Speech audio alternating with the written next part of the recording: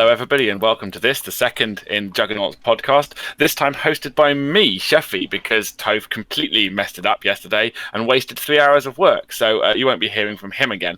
And as we all say, let's say good riddance to bad rubbish. So we're going to talk about lots of things. I'm sorry, I've infiltrated this endeavour, and I am still here. Oh, no. I am still the host. Or at least one of, I'm afraid. I am still here. Yeah, this is the second time we're doing this, and we've even got a backup record going. Great. We do now have lots of backups, lots of backs to up things, because I make a hash of it. So you, dear listener, are listening to the second ever Juggernaut Bolt Action episode. We are, however, recording the third. How are we, gentlemen? Who's here today? I'm Topher. Sheffield, how are you? Yes, I'm good. Recovering well. From anal surgery. Anal surgery? How's your anus feeling after doctors have put their Sharpie up the pooper? We've been over this. I know, but the listener's not heard it, so we need to do it again. No, I had an operation on Wednesday, an operation on my chest, but that hasn't stopped them assuming that the operation in question involved hoses, lubricant, and very oiled doctors. I'm just saying, but if you did go and have an operation on your Jaxie, you wouldn't come and tell the Juggernaut. So we're going to naturally have to assume that you're a liar, and therefore you've been having stuff up your bum. Or removed from, either way, you know. Anyway, yes, but that's long way. We'll come back to Sheffield's bowels. How are you doing, Pete? I'm good. A little bit annoyed about those 4 hours wasted, but oh well. Yes, it's all good. We have an infiltrator. We have someone here who is not welcome. Does that mean you're forgetting about Dan being here in the same way that everyone's forgotten about him winning the GT? Oh! Yeah, that's very true. Dan, how does it feel to be the second most hated GT winner in the world for Bolt Action? Yeah, I don't actually feel hated personally myself. I feel like the Juggernauts are getting a bad rep for no apparent reason. There is a reason. It's not necessarily a good reason, but there is a reason. I mean, there was 23 reasons. Yeah, you're getting a bad rep for the list you took to the GT with a little bit of justification, because it was a very, very good list, but that's besides the point. But I beat you. I won that event with a generic theatre selector. I'm getting no props for winning that at all. That's because Finn's overall, we had 4 competitors that day. 3 of us took nice, normal people lists, and we came 1st, 4th, and 28th with those 3 lists. And the Juggernauts are getting a bad rep for it for some reason. But oh, come on now. It wasn't nice and normal. It wasn't nice and normal. Yours was probably the most normal. Look, we have an entire episode to slag each other off. Luke, what are you doing here? Why have you been invited on this podcast? Why do we have a 5th host? What is going on?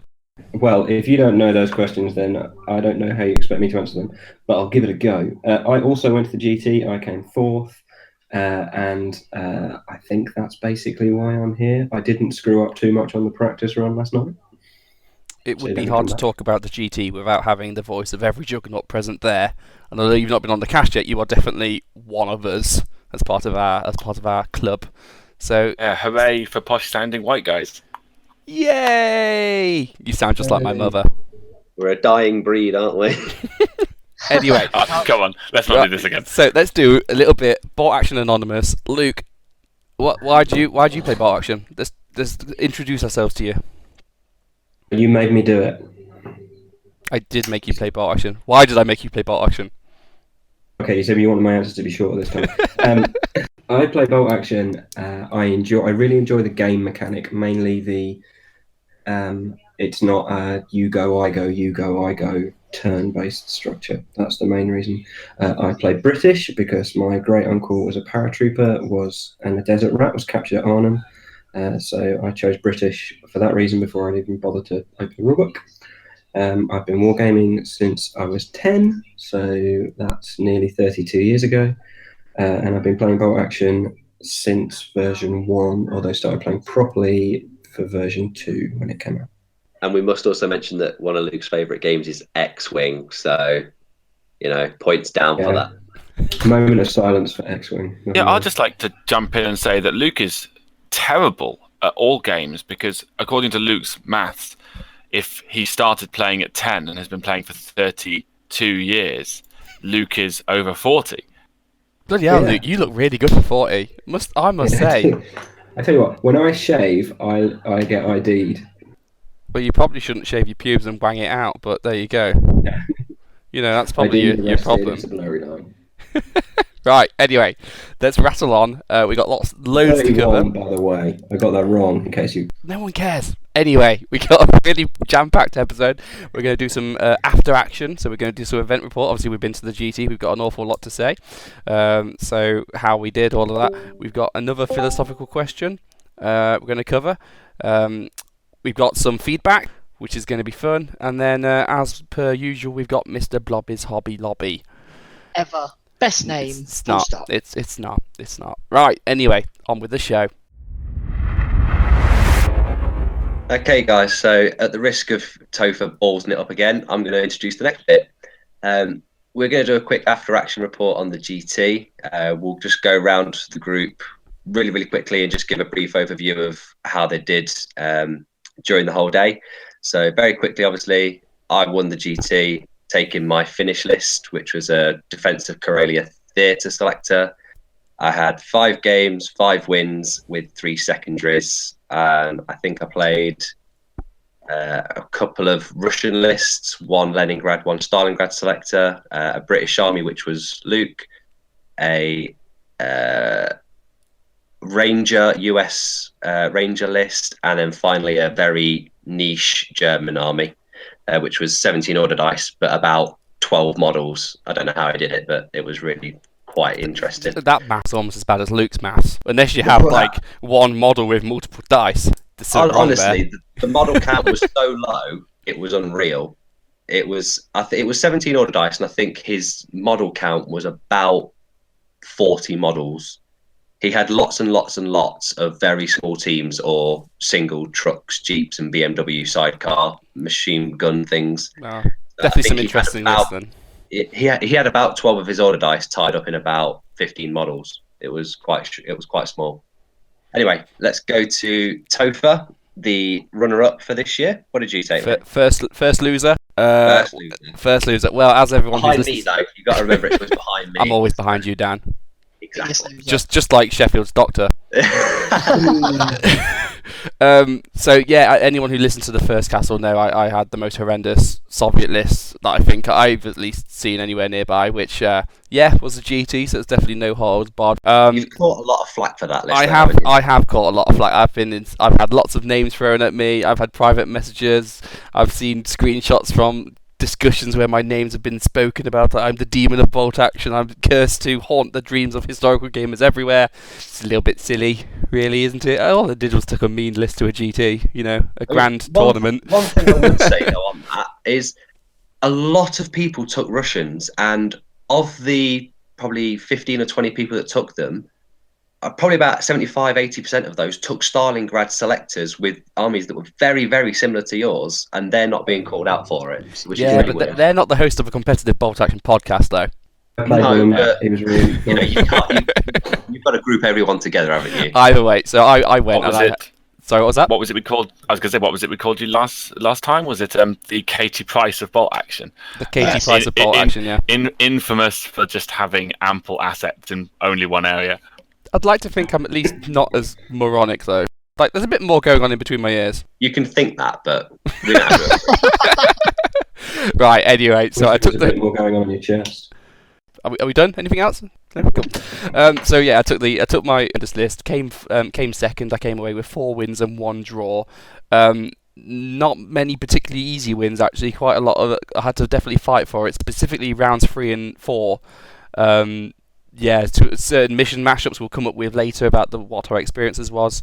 I think what we're going to do though, rather than us just going through, here's what my game 1 was, here what my game 2 was, here what my game 3 was, we've got some specific questions and specific aspects of the tournament we're going to review. So once Pete and Luke have had their chance, and Sheffield's had a chance just to ask as our outsider who didn't go because he was getting butt examined, we'll go forward like that. So Pete, Luke? I actually reckon we go with Luke next. Let's go in order. All right, fine. So I took a toolbox British list, dual platoon, doubling up on a lot of things. So 2 squads of engineers, 2 snipers, 2 Piats, 2 land mattresses, squad of commandos, 2 horses, so I could go down on my horse twice. Giggity. And giggity. And it was 22 dice. So I went 4-1. I won all 3 games on day 1, lost to Dan on the start of day 2, and won my last game to finish 4th. Yeah, and the game between me and Luke as well for that game 4, it literally came down to a single dice roll. One of his engineer squads failed to come in from reserve, and we were playing demolition, and I had a Calcapatio squad on his objective, and he had 1 roll to get those engineers on. They failed. He had another engineer squad that was on the board already. They had a 3+ to hit with the flamer, which would have wiped the squad out, and he missed. And that was the end of it. That was the mission immediately finished there because it was the end of the turn, and that was it. So, Pete, what about you, mate? Mixed day. Good fun. 3 wins and 2 losses. The 2 losses were wholly my own fault. Generally, just not really looking at the slight change in point defense and realizing that a feint doesn't work. But generally, pretty good. First game was against Polish. Quite like their list. I need me some Polish. Then I played some Belgians. After that was some Brits, followed by some more Brits, followed by some Germans. So it was quite a good day. So before we go into the bits and bobs of reviewing our time at the GT, Sheffield, as our outsider who didn't get to go, any questions before we even begin? What immediately springs up? Well, I'm really pleased I didn't go, because if I had, I might have had to face one of your impossibly filthy lists. Oh, ha. In fact, I'm rather pleased. It was probably less painful being violated by the doctor. No, Get eye contact from the doctor. Always. No, I think just my comment would be that I even though I didn't go, I did have a look at the rules pack. I did have a look at the some of the stuff that they were planning, and I think that if I had gone, I'd have gone with very much the same mindset as everybody else here. I think Warlord were really clear in what they set out to do. However you feel that whether they should have done that, I felt it was clear, and I'm just really pleased to hear about all the stuff that's gone on. I've got no questions at the beginning. I'll wait. Right, okay, so let's start off. So we've got a number of sections, so all the different parts that make up a rulebook. A rulebook, tournament, I don't know why I said rulebook. And what we're going to do is we're going to rate each one as a group out of 5, add them all up at the end to get a nice big score, and then we're going to rate the GT out of 30, I think it'll be at the end. So then we can have a nice number and say, this is what we think this tournament did. And I think that's a good way better way of communicating to you guys how we did, rather than just regaling our experiences. So the first section is rules pack. So before even the tournament began, was the rules pack presented? What limitations were in there? What was allowed? What wasn't? The manner of which it was received. Who wants to start off? I don't mind going first. Yeah, go for it. Yeah, so I was kind of surprised by the rules pack. I thought for a GT, the fact that there wasn't much comp there was good, because it's going to be a grand tournament. It's going to be a bring what you want, try and make it as good as you can, because we're trying to find the best player here. It left it open a little bit to abuse. There were quite a few lists there that when you looked at them on paper, or if you were setting up opposite it on the boards, a lot of them looked really, really filthy. But because of the missions and stuff, which we'll get onto later, I think that kind of cancelled that dirtiness out a little bit. But I just think it was a little bit lackluster in trying to set out what it wanted to be. A lot of people have claimed it was a GT, you've got to bring the hardest stuff. And then others have claimed, well, it doesn't actually say that in the rules pack. People have just kind of interpreted it that way. And other people have interpreted it as just a tournament where you go and have fun games with some friends and no one really cares about who wins. But for me, I think the rules pack was okay, but it could have been a little bit better. See, I don't think it was very good at all. We got it 2 months before the event. The intent was not there, which put so many people in a what do I do with it? Most rules packs will go, this is the intent of the day, and you're like, right, sweet. Now I know what to build to. Happy days. Luke, anything to add? I really like the rules pack. It made me stop and think. I know my history, but it made me actually apply it to my war game. So I liked the you can only take it if it fought in that theatre aspect. I thought that was clever and enough comp without being too much. So I definitely did not like the pack out. I think I agree with Pete. 2 months beforehand is definitely not enough time to get a pack out, especially when they were selling tickets an entire year before the GT. You know, you can't justify selling tickets to a GT when you don't even have a pack of what's to be expected. And I think that allowed 10 months of people to build up their own expectations, so that when the pack dropped, suddenly either those expectations were confirmed or thrown out of whack. And especially when the pack wasn't particularly specific in what it wanted out of the players. You know, it was at the very first line was, you know, we're going to find, this is a grand tournament, we're going to find the best bolt action player, and then, you know, we're going to bring the best of the best and see who's great. And then you would also have it would say, oh well, you know, try and bring a themed list. Not that there's any need to. I mean, do what you want, but you know, try to bring a themed list. And it was very unfocused in what it required.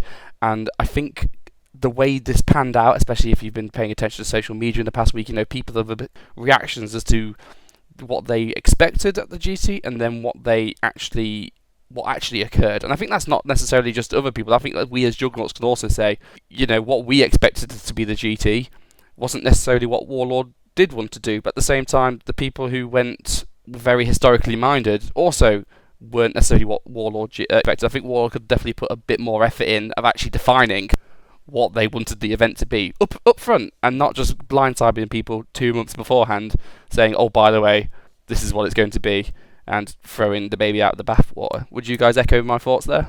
Yeah, a little bit. I think the point you made there about the trying to ask people if they could take themed lists but not making it mandatory, I think that's where it generated a lot of the confusion at the start, where people would think, well, we've been asked to take themed lists, but it's a GT, so we're not 100% sure what to do. So it could have been a lot clearer, the rules pack. I think another thing with the themed list is the way all they said was pick a selector and pick a year. Pick a theatre, pick a year, and just go for it. And that really changed the dynamic somewhat of tournament lists, because some armies work like the British do by just picking a bit of best of everything and having, you know, you got a bit of Gurkhas, got a bit of Land Matchers, got a bit of Paratroopers, throwing in your mix and going. Whereas other lists, like the Soviets, they don't need to do that. All of their stuff was on the same front at the same time. So then suddenly by having the year restriction, it's going to hurt some armies a whole lot more than others. And I think that's why we saw quite a lot of Soviet lists. I mean, I know mine particularly when the limitations came out, it was just, oh well, doesn't affect me in the slightest. Whereas other guys of us, you know, Luke especially, who'd been building lists to this, suddenly their entire list is thrown out in the open, not necessarily sometimes quite to the detriment. And I think that just yet again changed the meta, to use that internet buzzword, in a not necessarily quite positive way. I've got one interesting thing to add to that. Stuff had to fight. It had to fight where it was, if you see what I mean. So 2 units that fail that check. The Home Guard, they never fought anywhere. And all the really good Japanese tanks, because Pete, what happened to all the really good Japanese tanks? They were kept on the mainland for the defence of the mainland, which as we know from history, never happened after 2 rather large bombs. I mean, it's kind of funny, really, because when we say, you know, you can't take lists that never happened, I think of quite a large part of the community would say, good. You shouldn't take this that happened. And you know what? In some events, that's fair enough. If you're going to a campaign day, if you're going to an open gaming day or a recreation, yeah, fine. But if you're going, at least from our perspective, a grand tournament should be, you know, a competitive event where you take to win. So as I say, it goes back to that guidance thing. You got, on the one hand, you got Warlord saying this is the tournament of tournaments, and on the other hand, they're going, oh well, actually, and I really think pick a side, better or for worse, and go forward with that. I do think they've definitely taken feedback on about the pack, though, because I think a lot of people have sent emails in from a lot of angles. I know next year, I don't think they'll be making the same mistake again. It's a positive if nothing else. And the pack, they've already confirmed, should come out in January, so we should have plenty of time to look at it and see what they want to be doing with the event. Yeah, I would have just liked to echo that and just say that I think so much of it was just in the name of what they decided to call the event. It wasn't plugged as an event. It wasn't plugged as a spectacle or as a campaign day or anything like that. It was called, as Dan said, the Grand Tournament. So sort of that to me screams competition, not competition at the expense of anything else, but you're coming here to win. And I believe it said Champion of Champions in it as well. And the prize incentivized you towards playing to win. So I think it's a reasonable assumption just based on the words on the front of the campaign pack. I also would like to just make the point that it's not necessarily that we're for or against comp. Some tournaments do it very well where they specifically say, here's what you can take, here's what you can't take, here's what we want, here's what we don't want. And I just think it's when it's clear, consistent, and you can easily find the information. That's what you really need, and that's the perfect balance. It doesn't matter what limitations you have. Get them in early, get them in open, and make them easy to understand. And that way everyone's singing from the same hymn sheet, and you don't have the situation we had at the GT where half of the room are cat people and half the room are dog people, and oh god, haven't you got to figure it out between you which one you want to be? So that's our summarising of the rules pack. I'm going to give it a 2 out of 5. I think. I'm going to echo the 2. I'll go for a 3, just because I think the title of the event helped it out a little bit. I go for a 3. Go for a 3. So let's go for a 2.5 then. 2 averages all out. So next section is venue. Beat me to it. Who's the host here? Me. I'll Rochambeau you for it. I'll go first. So venue. So this was hosted in the Marcus Garvey Centre, which for people who know Nottingham is a big building next to, or at least linked to, joined to the Warlord Games HQ. It's about 5 minutes down the road from Warhammer World, and it was a big ballroom, a big concert room, which I think the local community uses to host like minor gigs and things. But for our purposes, Warlord had rented it out and filled it with tables. What was your thoughts of the venue, guys? Well, thank God it was warm this year. Yeah, definitely. Last year was quite infamous at how much we all freezed our balls off. In that it was the dead of winter. Was it snowing outside? I have a feeling it was snowing outside. I think it was about the week before it was snowing, so it was about minus 400 degrees. we were. I think the beast from the east was on its way in, so we were getting a little bit of the colder weather. It hadn't hit us yet, but it was one of those where you think, "Oh God, it's getting cold." I did pack so much like layers. I'd say I had my thermals, I had my jumper, and I was ready to go. But guess what, guys? This year they fucking turned the heating on. It was amazing. It was comfy. I mean, it helped that there was almost twice as many people there to keep the heat going. I was as warm and snug as that finger up Sheffield's bumhole. So cozy. Everyone dreams of being that warm and snug, don't they? The elbow if you're reaching all the way to the chest. Yeah, so the temperature was good. I think we've all got some horror stories from events where you've gone and the temperature's not been up. If anyone's been to Sanctuary Games in Sutton and Ashfield, that's a church, so you know if you're anywhere within the wrong 6 months of the year, you are screwed. So temperature-wise, was good. Size-wise, I think it was good actually for saying they crammed 80 people into this hall. I didn't feel pressed up against anybody. I didn't feel the man sweat coming on.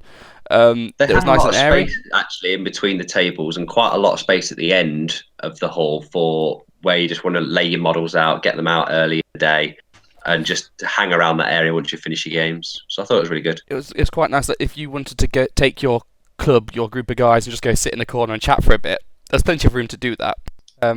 Any other points for the venue? Yeah, see, the bar. Why wasn't the bar open? There was a bar. It was not open. That one of the big complaints from the wider community was the fact that they had a bar which then wasn't staffed. So then you just sat there, those ales and those ciders. That was mentioned as well by a couple of my opponents through the day. That I think my first opponent was a lad called Dan from Hate Dice or Dice Hate. I'm not sure which way around it is. But after our first game, we had a really great game together. And he's like, "Oh, that's such good fun! I wish I could buy you a beer, but the bar's not open." And it was a little bit of a a sore spot for a lot of people during the day. I thought he was going to say he needed a drink to forget the pounding. It was actually quite a close game. It was quite close. I thought that's what he was going to say as well. So as I say, it was close to Warlord Games. So in between your games, you could have a walk down and walk into the store and immediately feel your wallet bleed. They kept the Black Friday deals on, which was a nice touch as well. Yeah, and I think they got the casters in overnight as well, actually. So if you ordered anything at all on the Saturday at Black Friday deal prices, they'd have it there for you the next day. And I'll tell you what, it was hard to not just order 5 Hummels. So difficult. I wanted that. What were the facilities like? As in, I'm talking toilets. Not great. Nightclub style? Yeah, you couldn't go for a crap. Well, I went for quite a few. Have the confidence, Pete. How did you manage that? Because there wasn't actually locks on the doors, which I don't think there were doors. Doors were there, but they just swung open on the hinges. They were. One of them jammed shut. Top tip. Is that why you were late for a game? You had to get a bigger boy to rescue him from the loo. I mean, that's stuff outside of Warlord's control. I'll tell you what, I've definitely been to worse toilets in gaming clubs and all that, and gaming rooms and all that. I think I wouldn't mark them down. I wouldn't mark them down for it. I would say the toilets were passable for an event. Let's say. Yeah. Nothing to write home about.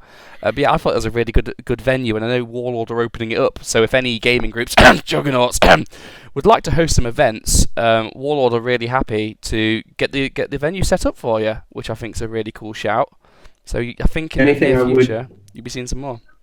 The only thing I would say is I wasn't sure how they would manage disabled access. Yeah, it was stairs only. Isn't there a lift? Was there a lift? You can just give them a leg and a wing, throw them up. That's harsh. It's No, right. I think there's a lift in another part of the building to be able to get them up. Okay. So it might be a Could you fact. park? Was parking good? Yeah, parking was there. Parking on site. Yeah. So I don't think there's much to say bad about the venue without being a dedicated gaming centre. I think that's about the best you can get, really. Well, it had everything there that you needed, and the extra little bits like the bar, stuff like that, and having locks on the toilets would have just been added bonuses there. But there wasn't open cafes. There's people walking out with bacon butties and chip cobs and that kind of thing, which is always great for fatties like me who just go, you know what, I need to go and stuff my face. That's always good on site, being able to actually go, yeah, I'm hungry. I don't want to wait. I don't want to go anywhere. I'm going to go fill my boots. I hear rumours that you ate a service station egg sandwich. Oh. So, as part of the venue, we'll get to that. Shall we put it on this bit? I don't know. So Warlord. Yeah. We were talking about toilets, so it seems to go. So Warlord provided food, which kind of fits in venue, so we're doing it now. Yeah.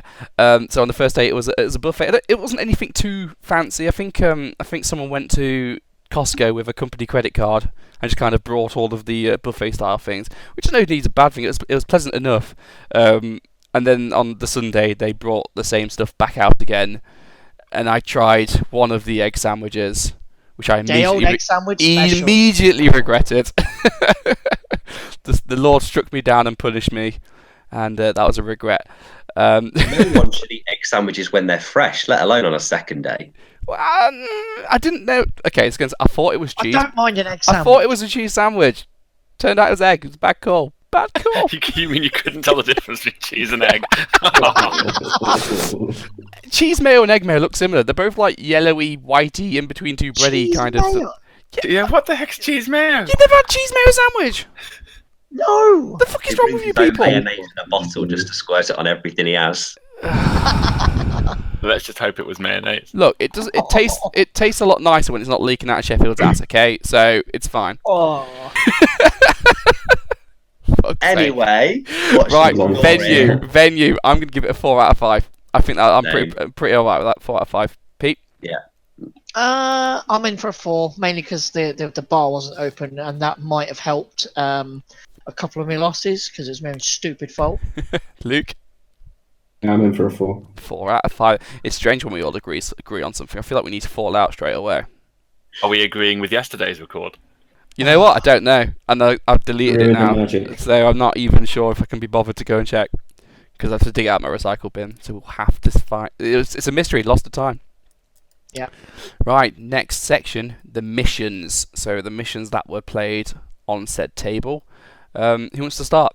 I think Dan played Manhunt. Yeah, so the missions, as a general overview of the missions, you could have played any 12 or any of the 12 missions throughout the days.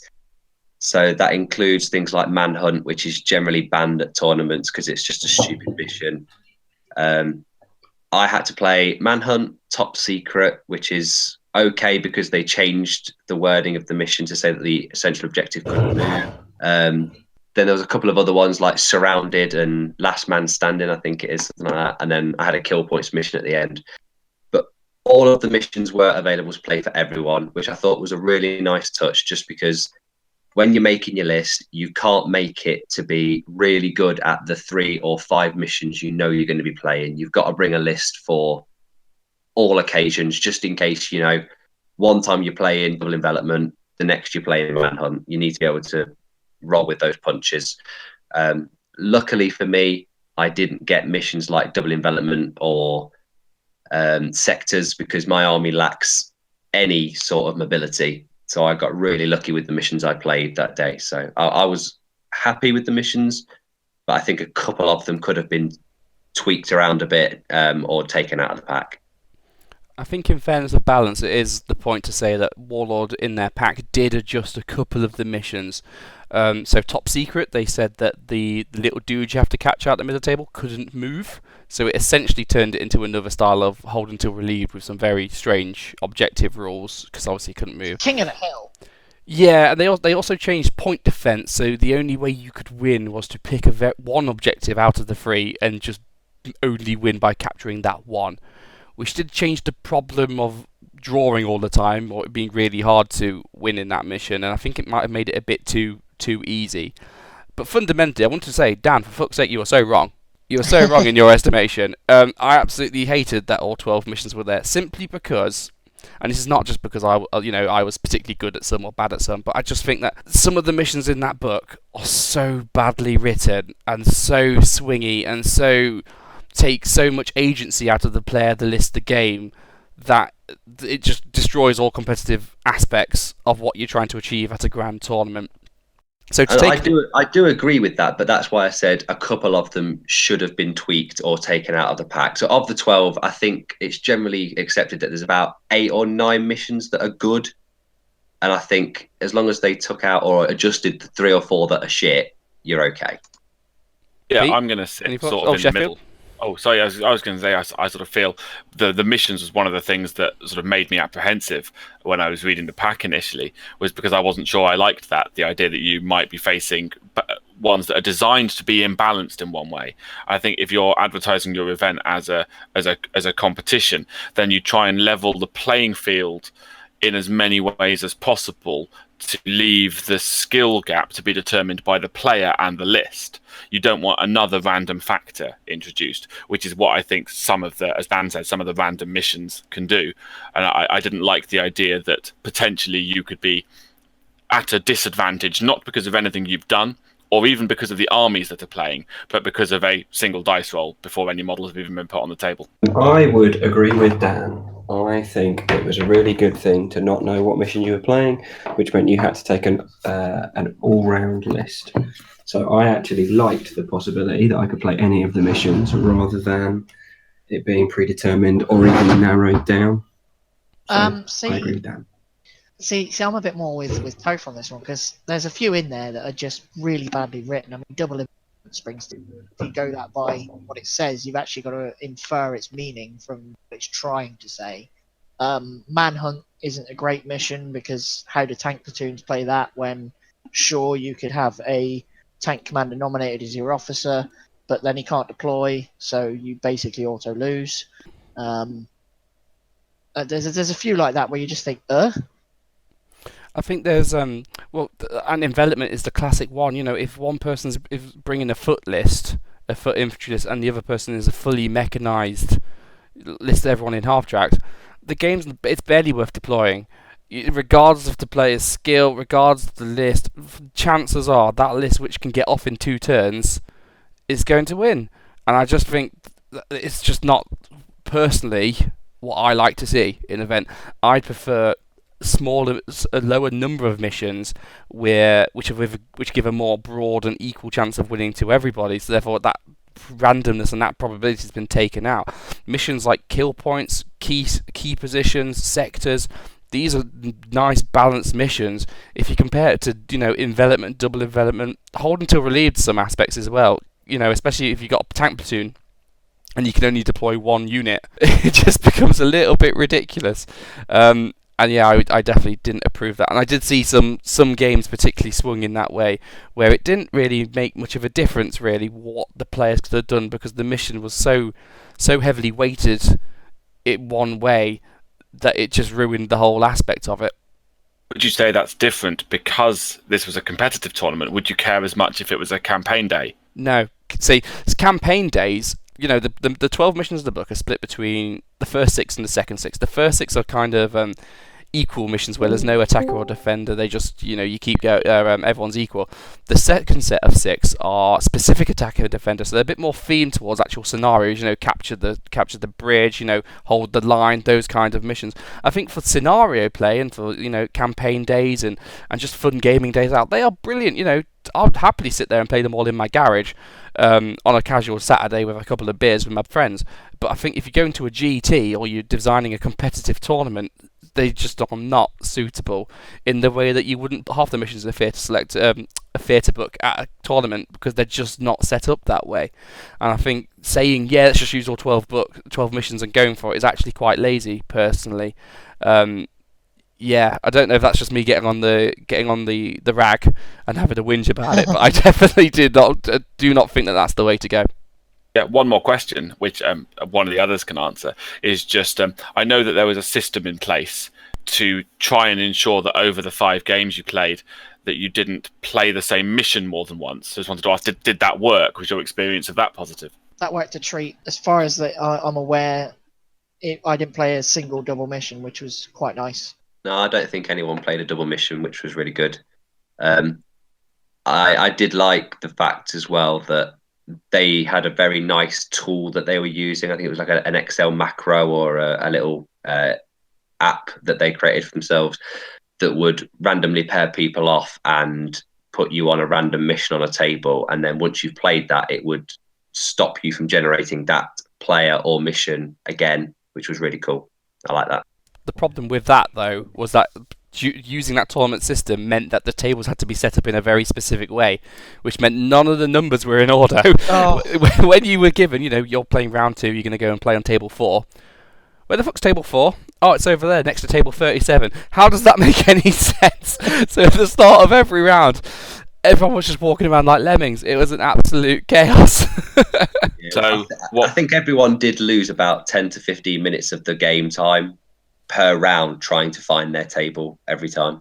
Maps. You just needed a map next to the list, and also put the list on Facebook and let people know this on Facebook. I've seen some tournaments do that, and that is very useful. Also great for the guys at home who aren't at the tournament and are getting their butt examined by a doctor, who just want to see how their friends are getting on. And they can see, oh look, the rounds have been released for round 3. Oh, they look quite high up. That could have been quite a cool way of doing it.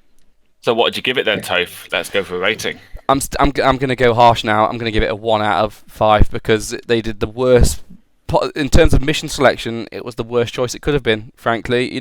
I'd much prefer a more delicate touch, and I don't think it was there, really, I'm afraid. A lot like Sheffield's doctors. I was waiting for it. There was a pause. We were all waiting for it. What do you think, Luke? What would you give it? I'm going to go 3.5. Dan? Yeah, I go 3.5 as well. Some improvements needed, but overall, I thought the idea was good. 2. I got lucky. I played missions that I didn't actually mind too much, but if I'd have got Manon, I'd have been really annoyed. Well, that's because you're Japanese, and your rule is just, if in doubt, go down in cover. Well, yeah, but that's everyone's rule, though, isn't it? It is if you know what you're doing. Anyway, I'm going to give that a 2.5 out of 5 then, overall. So next one, which feeds a little bit onto the last one, is terrain. So what's people's thoughts on the terrain? How does the terrain work? Love the terrain. I love particularly, some of the boards had trains on, but the train tracks went across, because all the tables were next to each other, it went across 3 or 4 tables.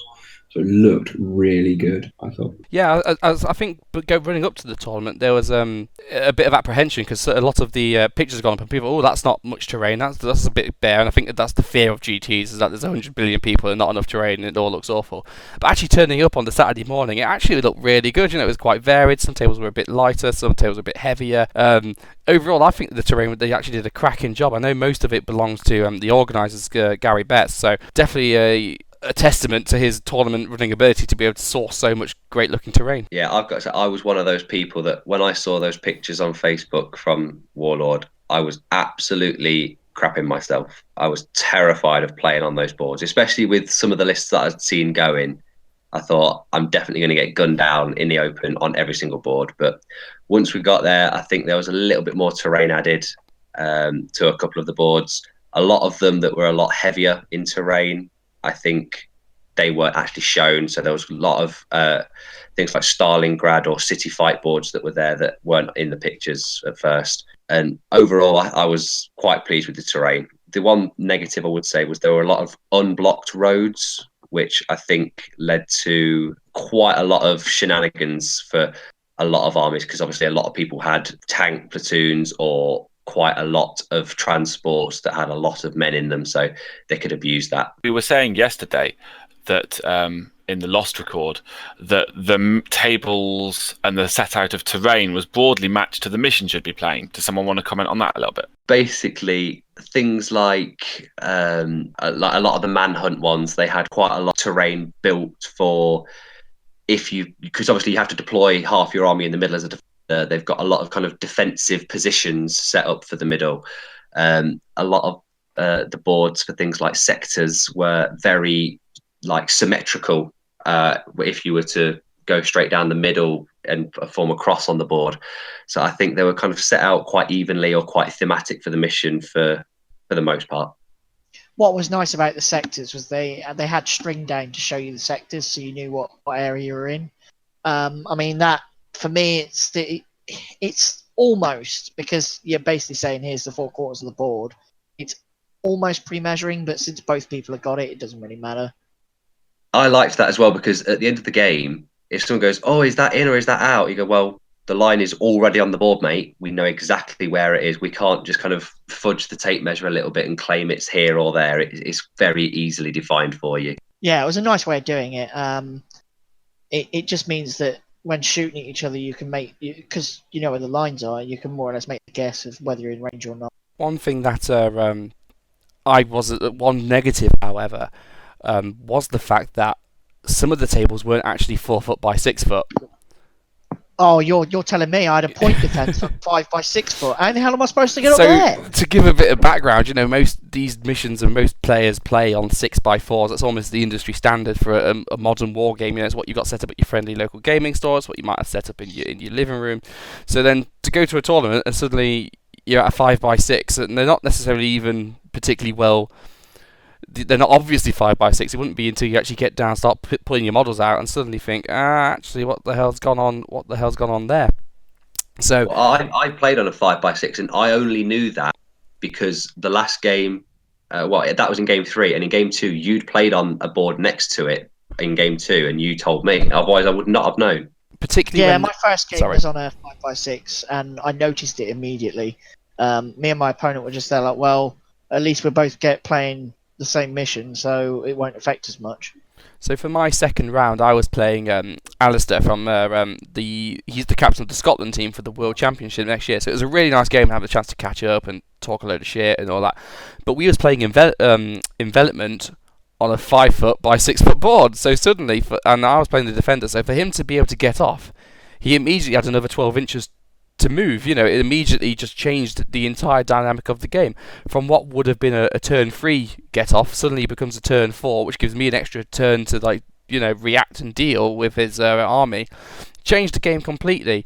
And it was only because we sat down before the game started and actually said, okay, how are we going to sort this? And we decided, the first turn of the game, we're going to give Alistair got all of his units got an extra 12-inch movement, say, to actually make up for that difference. So infantry was running on 2 foot, etc.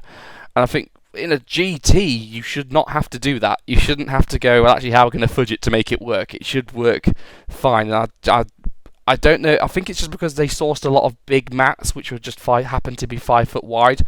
But I think they could have taped the area off or something just to actually get that size down to the correct size. Or just let people know that row and that row are 5x6s. You're going to have to be careful. Yeah, I mean, the mission I played on the 5x6 board was Manhunt. So a mission that is already notoriously difficult was made even harder for me as the attacker because I had an extra 12 inches to get onto the board to actually get near his commander to try and assault him. So we did something very similar to Topher. So we actually said, when you come on, additional 6 inches for an advance or run move. So infantry advances 12 first turn when they come on, or runs 18. And we both got that because we both had reserves coming onto the board from all round, and it just made it fairer overall. See, unlike you two, I just went, well, it's 5x6. I'll deal with it on point defence, and just took an extra turn to run. I mean, I've got to get there anyway. Potentially. I think there was a couple of other boards where most of the boards were actually set up quite fine, well balanced. But there's a couple of boards where the terrain was a little bit. So one that immediately springs to mind, I know you played on this, Luke, is a board which had a 4-foot train just diagonally slanted straight across the middle, which blocked line of sight entirely, and then there was not much else actually, which meant the table turned to 2 killing zones. I remember sat there watching you play, Luke, and just thinking, how the hell are you manoeuvring that? How are you negotiating that? How is that affecting the game? Because that didn't look right from where I was standing. The weird thing about that board is it was double envelopment. So we both wanted to get off each other's side, and the only place we could do that was down either flank. So that basically meant we fought on the sides, and really hard on one side with all of my heavy stuff, and then wheeled vehicles and horses off the other side. But it did the choice of sides a bit more interesting. I basically chose the side with the secondary objective. So yeah, but it was okay. So overall, what scores are we thinking for terrain? Personally, I'm gonna go with a 4 out of 5 actually, because I think it was really pretty, really good. As I say, that last pip is the reason it's not a 5 is simply because of the weird board sizes mostly. But yeah, solid 4 out of 5 for me. I'm going to echo that 4. Yeah, ditto. 4. 4 out of 5. We've agreed once again, guys. I think the world's about to end. Well, it'll only end if you think if we all agree that you're a big head, but you won't agree that. I'm pretty big-headed. I mean, I host my own podcast where I talk about how good we are at winning tournaments. Not as big as you can be this week. I was gonna say Dan takes the pinch. There's a reason he's called Mr. C next Tuesday. I'm at least a nice conversation if you come and speak to me in person. It's only you that calls me that. Everyone else that I've ever played it says I'm a nice person, so you know. Well, they don't see you every single week in my garage. You can obviously put it on for a day. It was a 2-day event, Toph. Ooh, you had to do extra practice to drag it out that long then.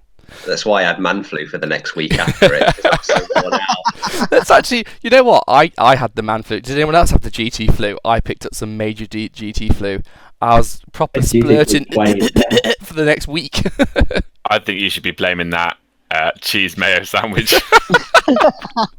It doesn't give you freaking colds. It gives you the shits. It's 2 completely different orifices. It does when it's been left out overnight. No, that's not how it works. I didn't breathe it in. I didn't snort lines of old cheese sandwich. Oh God. Maybe I should have. Maybe that would have helped it. Just Snorting go back to the cheese bathroom. That's pretty disgusting. Anyway, people/atmosphere. So, what was the buzz like? So what sort of people was there? Did we see many rules disputes? Did we see many fights kick off? What was the how were the people there at the tournament? So people you played with, how was it? I actually quite enjoyed all my quite enjoyed all my opponents. Of course, I enjoyed all my games. First game I'm going to butcher the surname again. It was against Tom Verbrugi. He travelled up from Belgium with his 2 brothers, David and Bram. Played him first game. He was a lovely bloke, lovely army. Second game was David Verbrugi. And here's me thinking, I'm going to get a trifecta. Let's have Bram for the third game. Didn't happen. Third game was up against a guy called Graham, quite a nice British army. Fourth game, I played Paul Walker, of War HQ. It was very close. I pipped him at the end.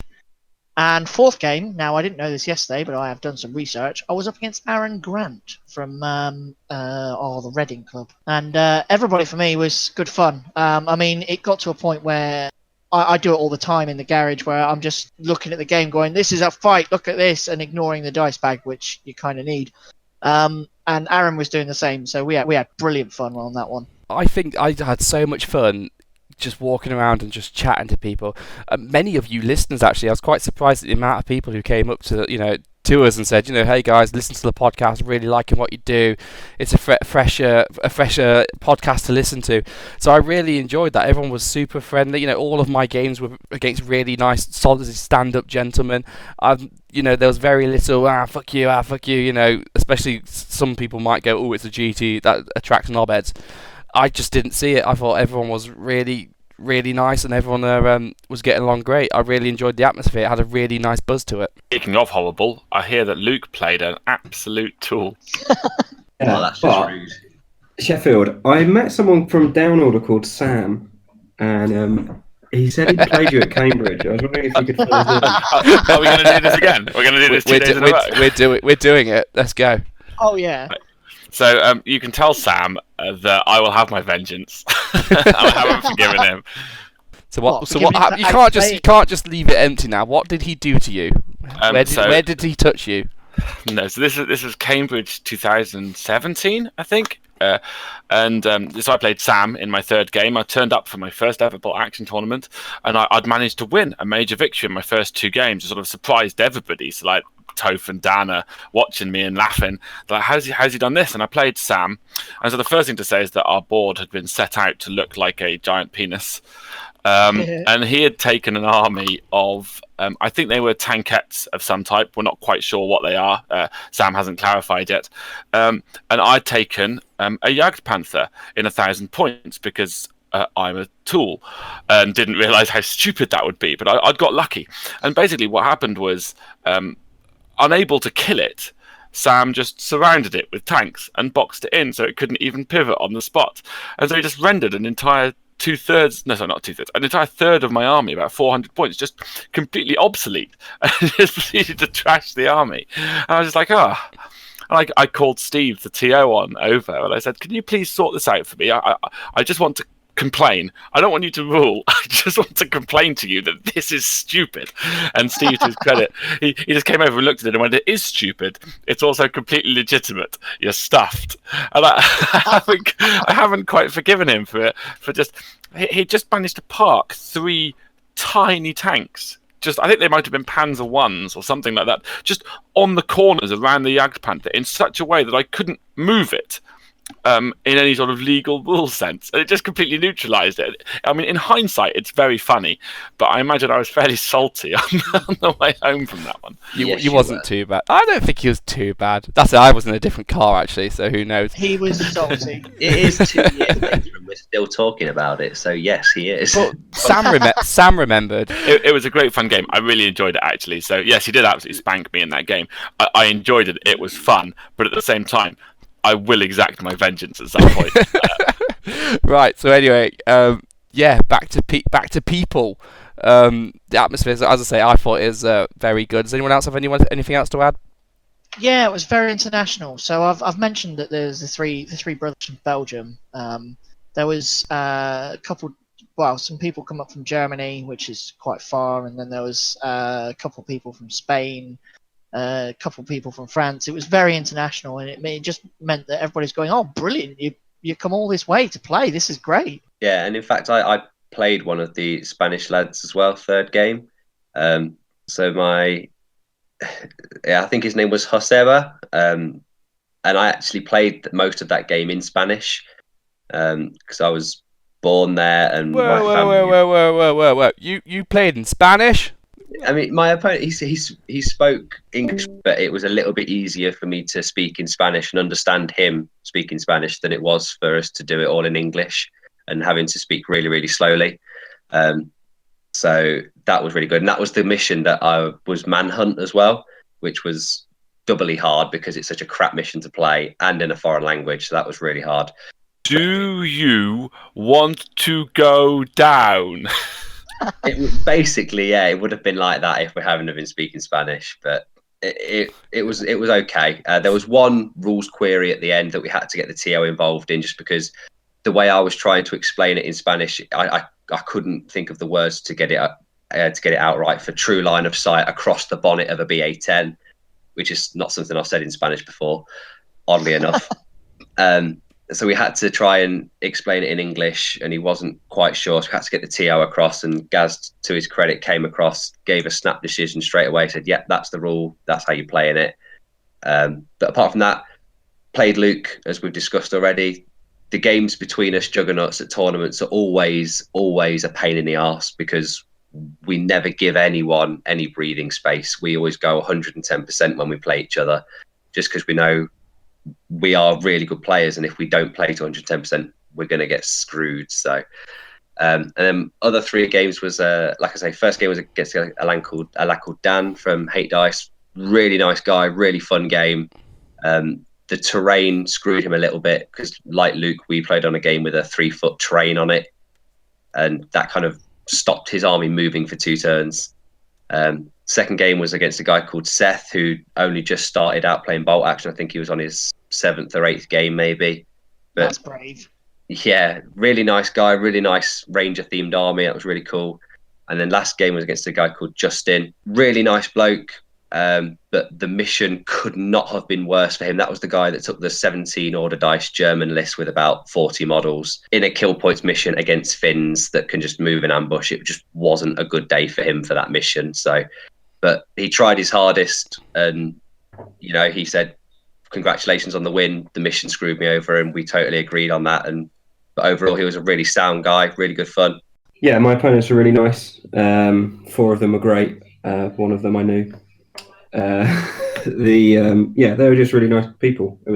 That's one of the things I like, is meeting new people and interacting with people. If I wanted to not talk to people, I'd play video games, but I like going to new events and meeting new people. So yeah, they were all really nice, and I played Dan. I heard played that massive big head. I heard in the Facebook chatter, as people were talking about the game, that actually there was a little bit of bad behaviour at the end. Was that anything you guys noticed? I know that some people have said that I was shouting stuff out, but I don't know where that came from, because that definitely wasn't me. I'm assuming that's just the internet attributing stuff to me, because obviously I'm the current devil of bolt action. But I didn't notice it. A lot of people on the internet have claimed you won, Topher, and you didn't. So I don't think a lot of people actually know what's going on. To be honest, that is my absolute favourite thing about the tournament feedback, is that everyone's just utterly hammering Toph for coming second, and nobody's giving Dan any credit for winning. You know what though? I'm gonna defend myself, and the thing is the people who are already hating me don't even give a fuck what I have to say. So that's why I'm not even defending it. There's no point me going on and replying to every single comment, going, well, actually, I think you, because no one actually really wants to hear what I have to say. They just want to portray me as the most evil man in the world, and that's fair enough. My 5 opponents on the day were all stand-up men. I had great conversation with all of them. I only had one complaint from a player against my list, and fair enough, I don't think he enjoyed his game against me. But that being said, we was playing top secret. It was a shit mission. I just threw all my infantry at the objective. He had a tank platoon, so immediately I had more infantry to catch objectives with him than him, and he failed seven or 8 order checks in a row. And he's failed 7 or 8 checks in a row. So fundamentally, it didn't freaking matter what I brought. You know what I mean? If you're gonna fuck up that much from your own dice rolls, I could have brought the pansiest little list in the world, and it still wouldn't have gone well for you. Now, it's his right to have a go at me, and I'm kind of sad that he's decided to put me up as the evil person, but whatever. But my remaining 4 games, really nice people, really nice chats, shook everyone's hand, start and finish, So, although you might read a lot of hatred on the internet, that is definitely not my experience in person. People are so much nicer than the internet would give credit for, let's say. Well, on the day, us personally as a group, we had a lot of people coming up to us, as we've already mentioned, coming up and saying, we've listened to the pod, we really like what we heard, and we've got some feedback later that we'll run through with you guys. But on the day, we've met so many people at so many tournaments. I've at the very first event I ever went to, like 2.5 years ago, and we say hello to each other every time we meet up when we go to these tournaments. I've had people from Cambridge Too Far last year, Cambridge Too Far this year, just gone.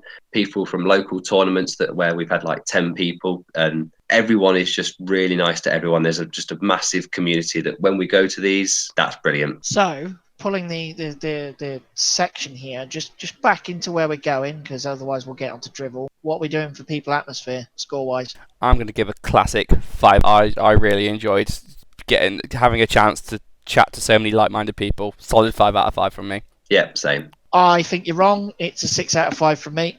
Luke? Just to be difficult. 5 out of 5. 5 out of 5. I had a really good time. Guys, we've agreed again. It's almost like we have similar mindsets or something. This is some fucking bullshit No, right here. mate. I said 6 out of 5. There's no agreement here. Or it's almost like we did this yesterday and we've all changed our decisions. Ooh. Anyway, right. Penultimate topic. Organisation/TO. I think we've covered the organisation side a bit earlier with the venue, so let's go with the TO. So the TO, for those who don't know, was Gary Betts of Roll Call fame. So he's very experienced TO, knows his stuff, definitely knows how to run a bolt action event. How do you think he all was at TOing? Because it's no small feat to TO 84 people into some semblance of organisation. Considering from what I gather with the rules pack and things, it looks as if he was left kind of high and dry on some points. He did bloody well. I'm very happy with him. Most of the day he was there going, yep, this is that, that'll do. I think the biggest thing for me for Gaz as a thumbs up really was his consistency, and not just Gaz as well. I think it was Colin was there as well, who was doing a little bit of TOing as well. Both of them, when you asked a question to one of them, the other guy would give you the same answer, and that's massive. And also their decisions were just, this is the rule, there's the rule book to prove it, there's nothing else to say otherwise, that's how you play in it. End of story. And literally every decision was 10 or 15 seconds of discussion, 5 seconds to say that is the answer, and that was it. Done. I thought they were great. I had one particular instance about something that's in the FAQ to do with when you charge a transport, you disembark D6 and go down. My opponent, it's a weird rule, it doesn't act like how you think it would act, but that's the rule. So we had a conversation about that, and then Gaz came over and we had a conversation with Gaz, and it was transparent. It was like, this is what we're doing. That's what the FAQ says. Great, do that, but don't do this as well. Yeah, and having heard that from your game happening there, when it went to happen in my game 5, I turned around to Gaz and went, just to double check before I run it this way. Is this what we're doing? And he was just straight away consistent. Yes, that's the one. Thank you very much. I also want to say, the organisation parts between rounds, getting the numbers in, getting it all processed, getting the sheets printed back out, getting everyone started next round. For the most part, you was never really waiting more than 20 minutes. And I think for a tournament of that size, that is huge. I mean, we as the Juggernauts have experience of running really big tournaments. We ran the Student Nationals a couple of years ago. I think there's about 300 people. And we had to make sure everyone was playing the right game, the right person, the right tip. And it's not a nightmare with that much bureaucracy and calculation taking place. So for one man to do it and all of that, definitely a double thumbs up from me. Yeah, it was very impressive, to be fair. The software helped him, which is always useful. But it meant that a lot of the time with rulings, he was coming to a table, bang, there's ruling, and off we go. And it looked like he had a lot of time just to go and wander around and have a look at what was going on. Cool. So scores overall then? I'm going to give that a solid 5 out of 5. Luke? 5. Pete? 5. I don't want to agree with a 5 out of 5 because it just sounds like we're all pandering to the same score. I'm going to give it a 4 and a 4.9 out of 5 just to be difficult. No, we'll go 5. There you go. Done. All right.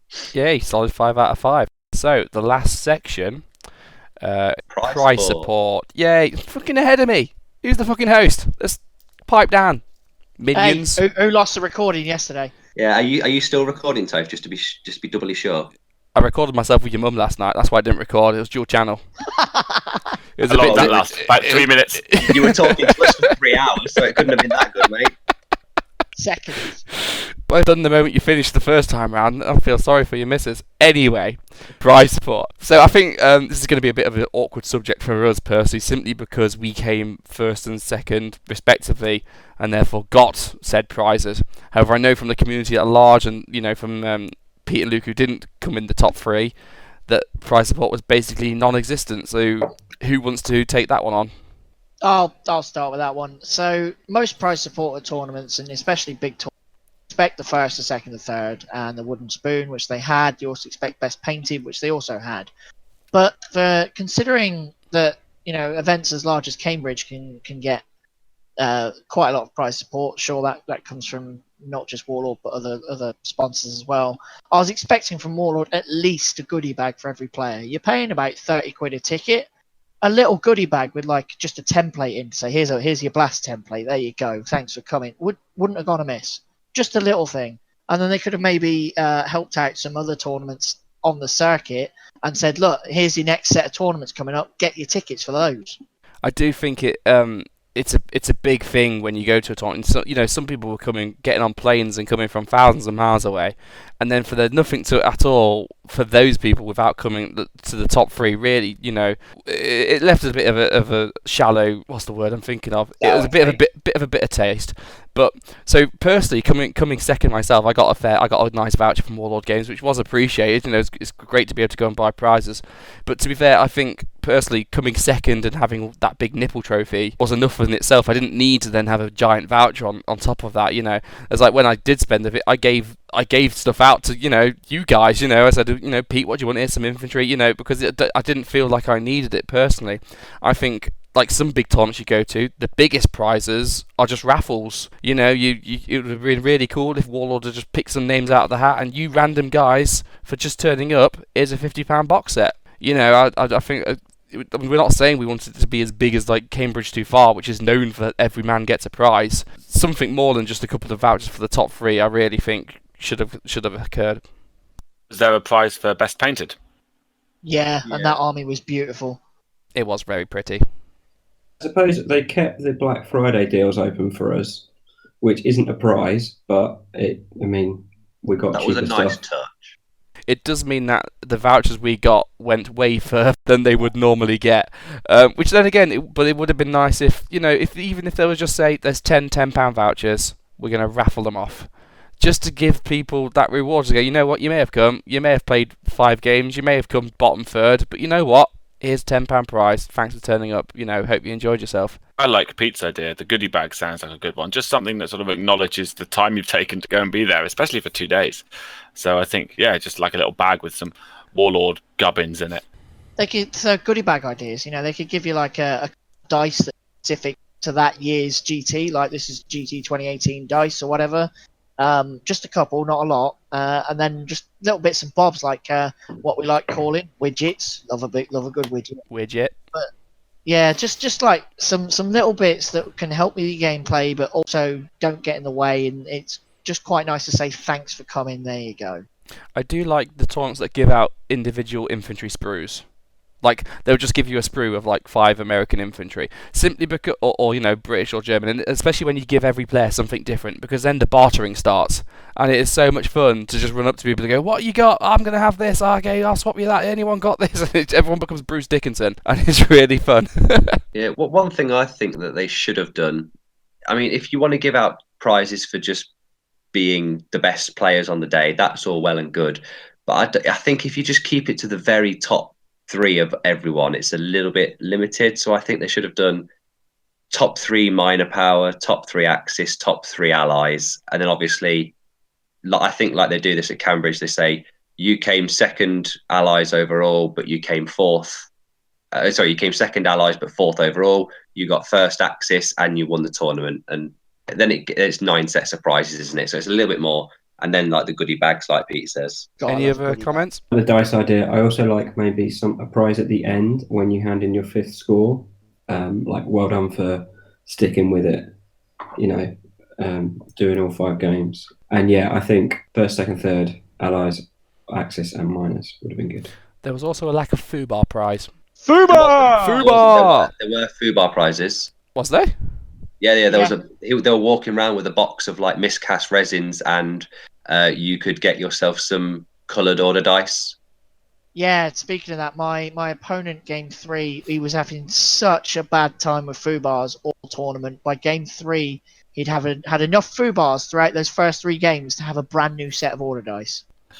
I feel like that could have been better advertised then, because there's a fair few gubbins I'd have liked to have either received or made sure my opponent received. Yeah. Toph, I your didn't army realise list, until turn 5, until game 5. your I army didn't list was realise- just so overpowered. Your opponent didn't last past turn 2, so there wasn't enough time to Fubar. That is a lie, sir. That is a lie.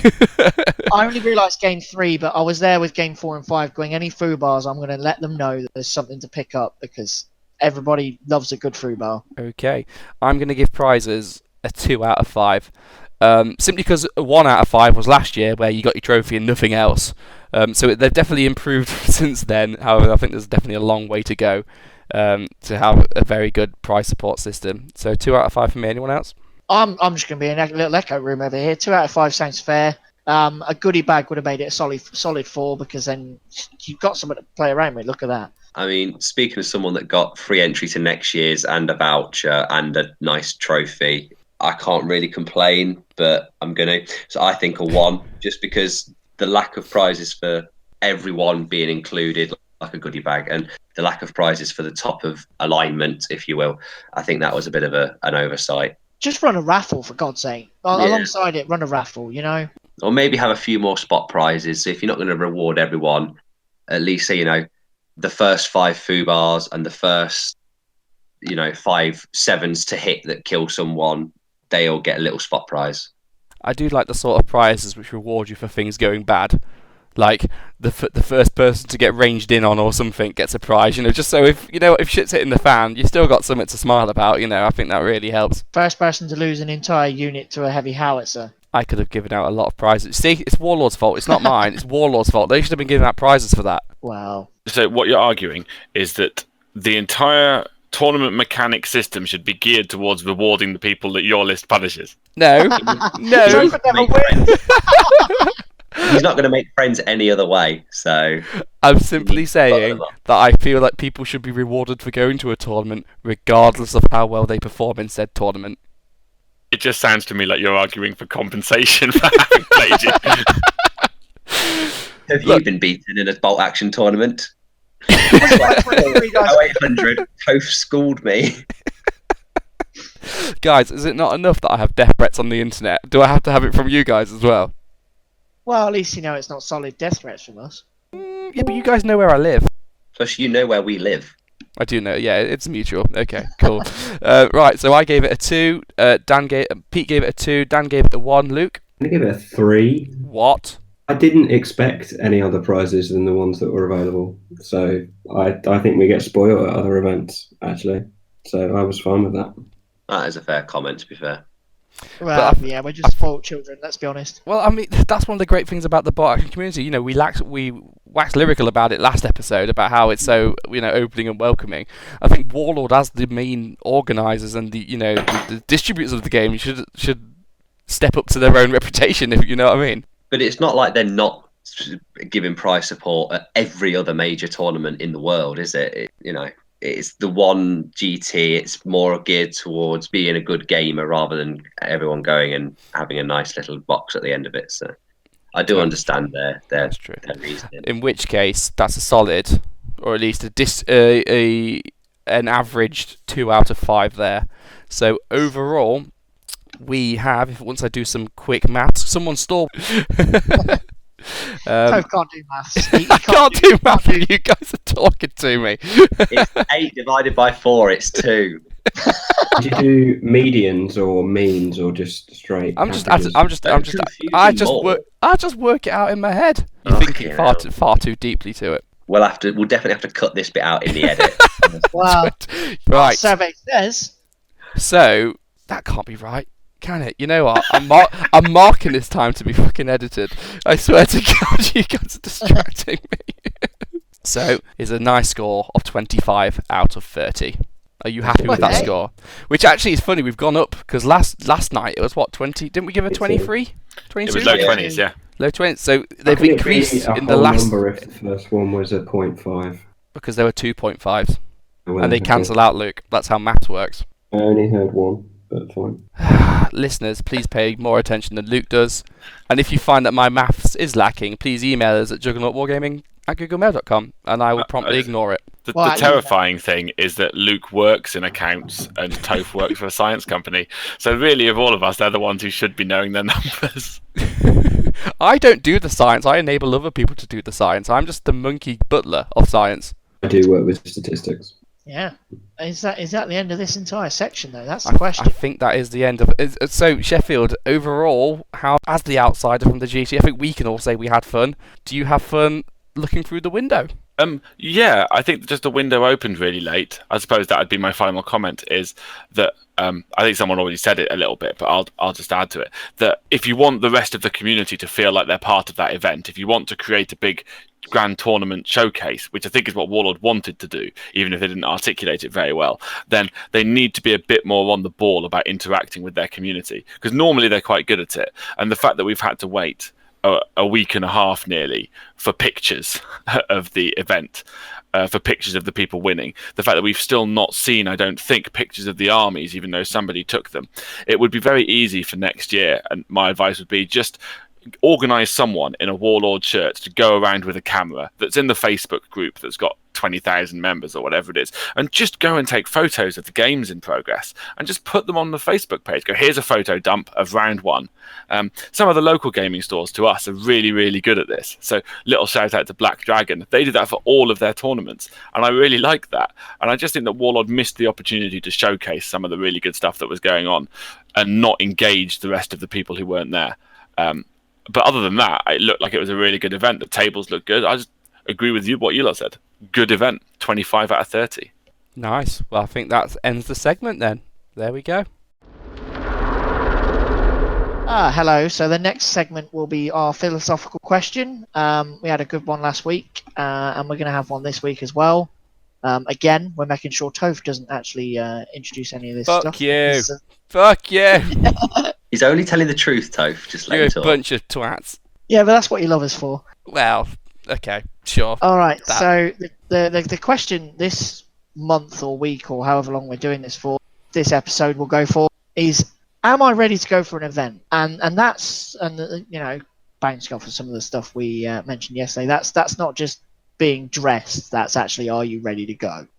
Okay, so what we're trying to say is, as Pete said, it's not about whether you get dressed. It's not about, you know, making sure your armies are in the box and making sure you've got the right address of where your tournament is. It's, are you in the right frame of mind and in your development of bolt action, let's say, of your knowledge of the game system to go to an event.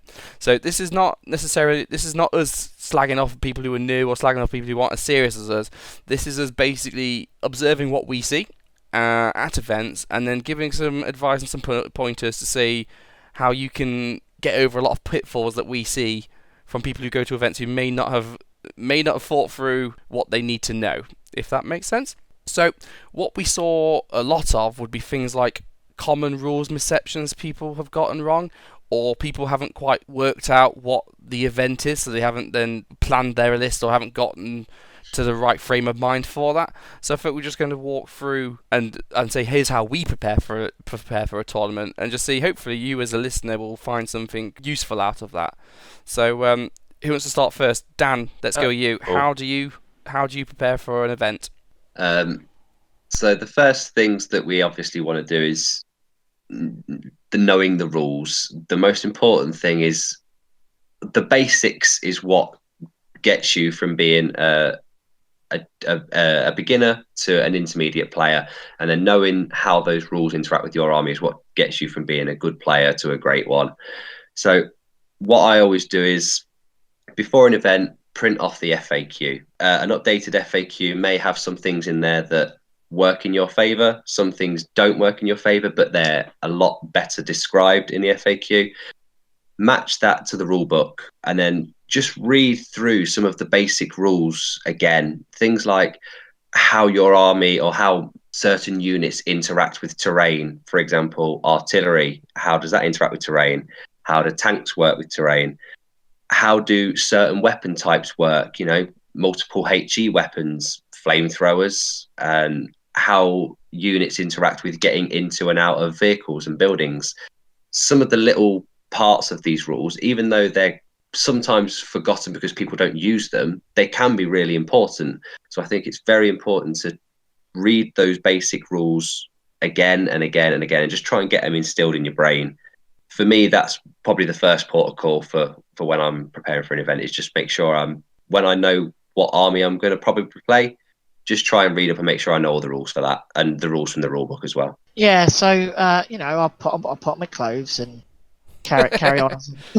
If we're lucky. He plays naked. Well, Naked Wednesdays. That's why we love him so much. No, a lot of it is going for common rules. I make sure I know all of the rules that are to do with my army and the vehicles I'm using, the guns I'm using. Make sure I know everything my end.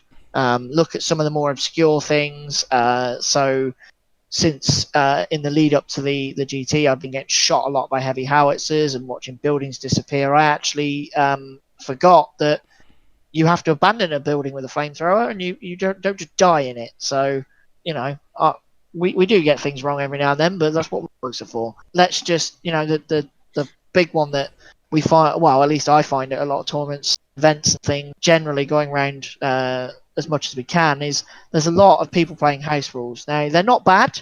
House rules are never bad, but stuff like a grand tournament, then let's just play from the rule book. It's both people have it. We can both look at it. We don't have to go, well, what do you mean by a house rule, which could maybe be interpreted 2 or 3 different ways. I think every single group of gamers house rules turret jam, for example, because it's a stupid rule and makes no sense. I forgot about that. Yeah, and so I think just the trouble is that in most games, 90% of everything you do, you're just going to ignore it along with everybody else. But in a tournament, you need to be remembering that is the way the rules work. And so the first thing I do is I go and just double check all the rules that I know that we house rule, and just remind myself of how they actually work so that I'm not making those mistakes. And the second thing I do is I just make sure I'm familiar with how my army works. Now, nobody's expecting you to know every single rule, every single unit, how it all works, what the armor values and weapons of every single tank is. It's unreasonable to expect that. But one of the things that frustrates me about some of the tournament games I've played are if my opponent is just relying on their printout from Easy Army to tell them everything. And I think really you should know what the range of an LMG is. You should know, if you've bought some heavy weapons, roughly what their penetration value is. It's particularly frustrating when you're saying, I'm giving my gun a fire order, shooting at your vehicle. Let me just fiddle through this little pile of paper to work out what its penetration value is. And I think that it's sort of it's what I try and know, at least what all the different values of the things in my army do. It's fine to reference it every now and again, but it can be a real pain if your opponent is constantly looking through that pile of paper. And it's the same with the FAQ and things like that as well. It's just nobody minds helping a new player through some of the rules, or if somebody's not too familiar.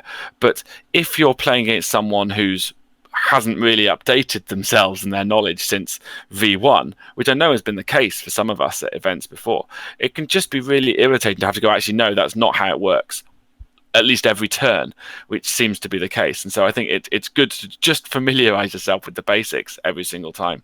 And then the other thing is just practice. There is no more valuable benefit to your ability to play bolt action well than just playing it a lot.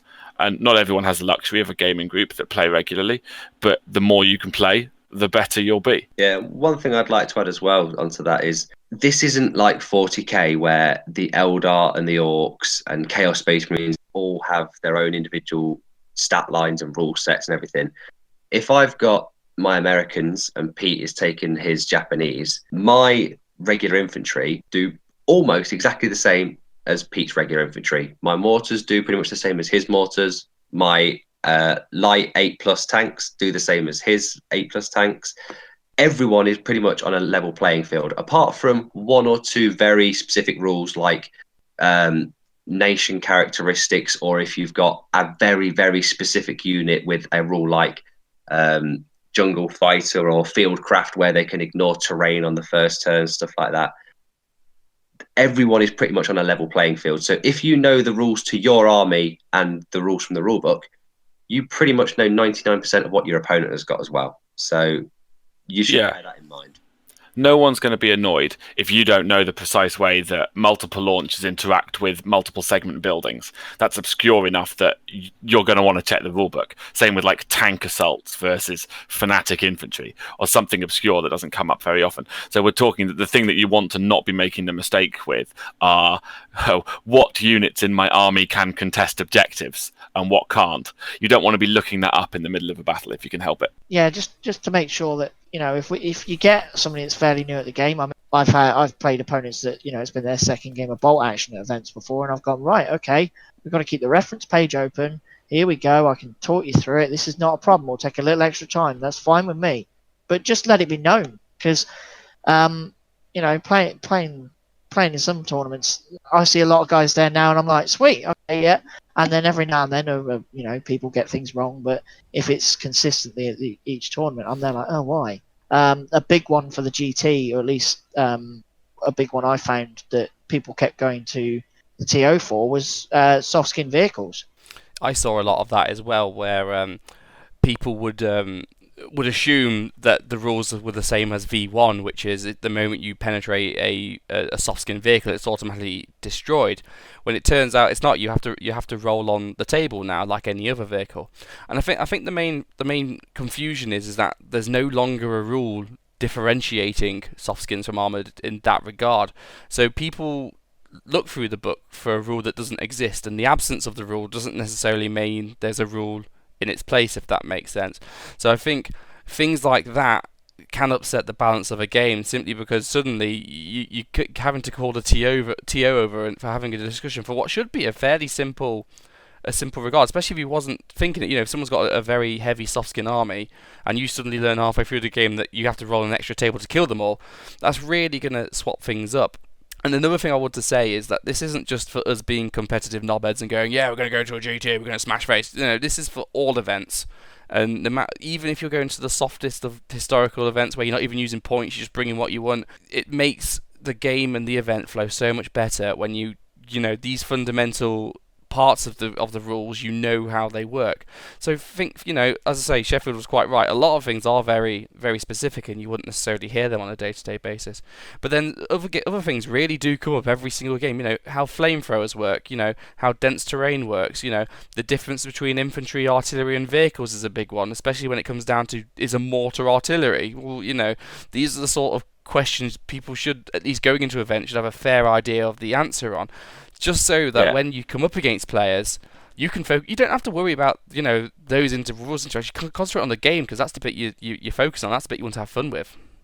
Yeah, and it's nothing to do with, you know, being something, you know, if you're new to it, that's fine, but it's nothing to do with, oh yeah, but you guys are saying that. It's more to do with making sure your opponent doesn't have to have that awkward moment where he stands there and goes, you can't do that. It's definitely it's an uncomfortable conversation. It's one that nobody wants. So what I've had recently, not at the GT but another tournament, was placing HE templates. So my opponent didn't realise that when you place a HE template against infantry or artillery, you can maximise said template to tag as much models as you can. So if you've got two units next to each other and you hit them with a pretty big template, you can catch multiple units.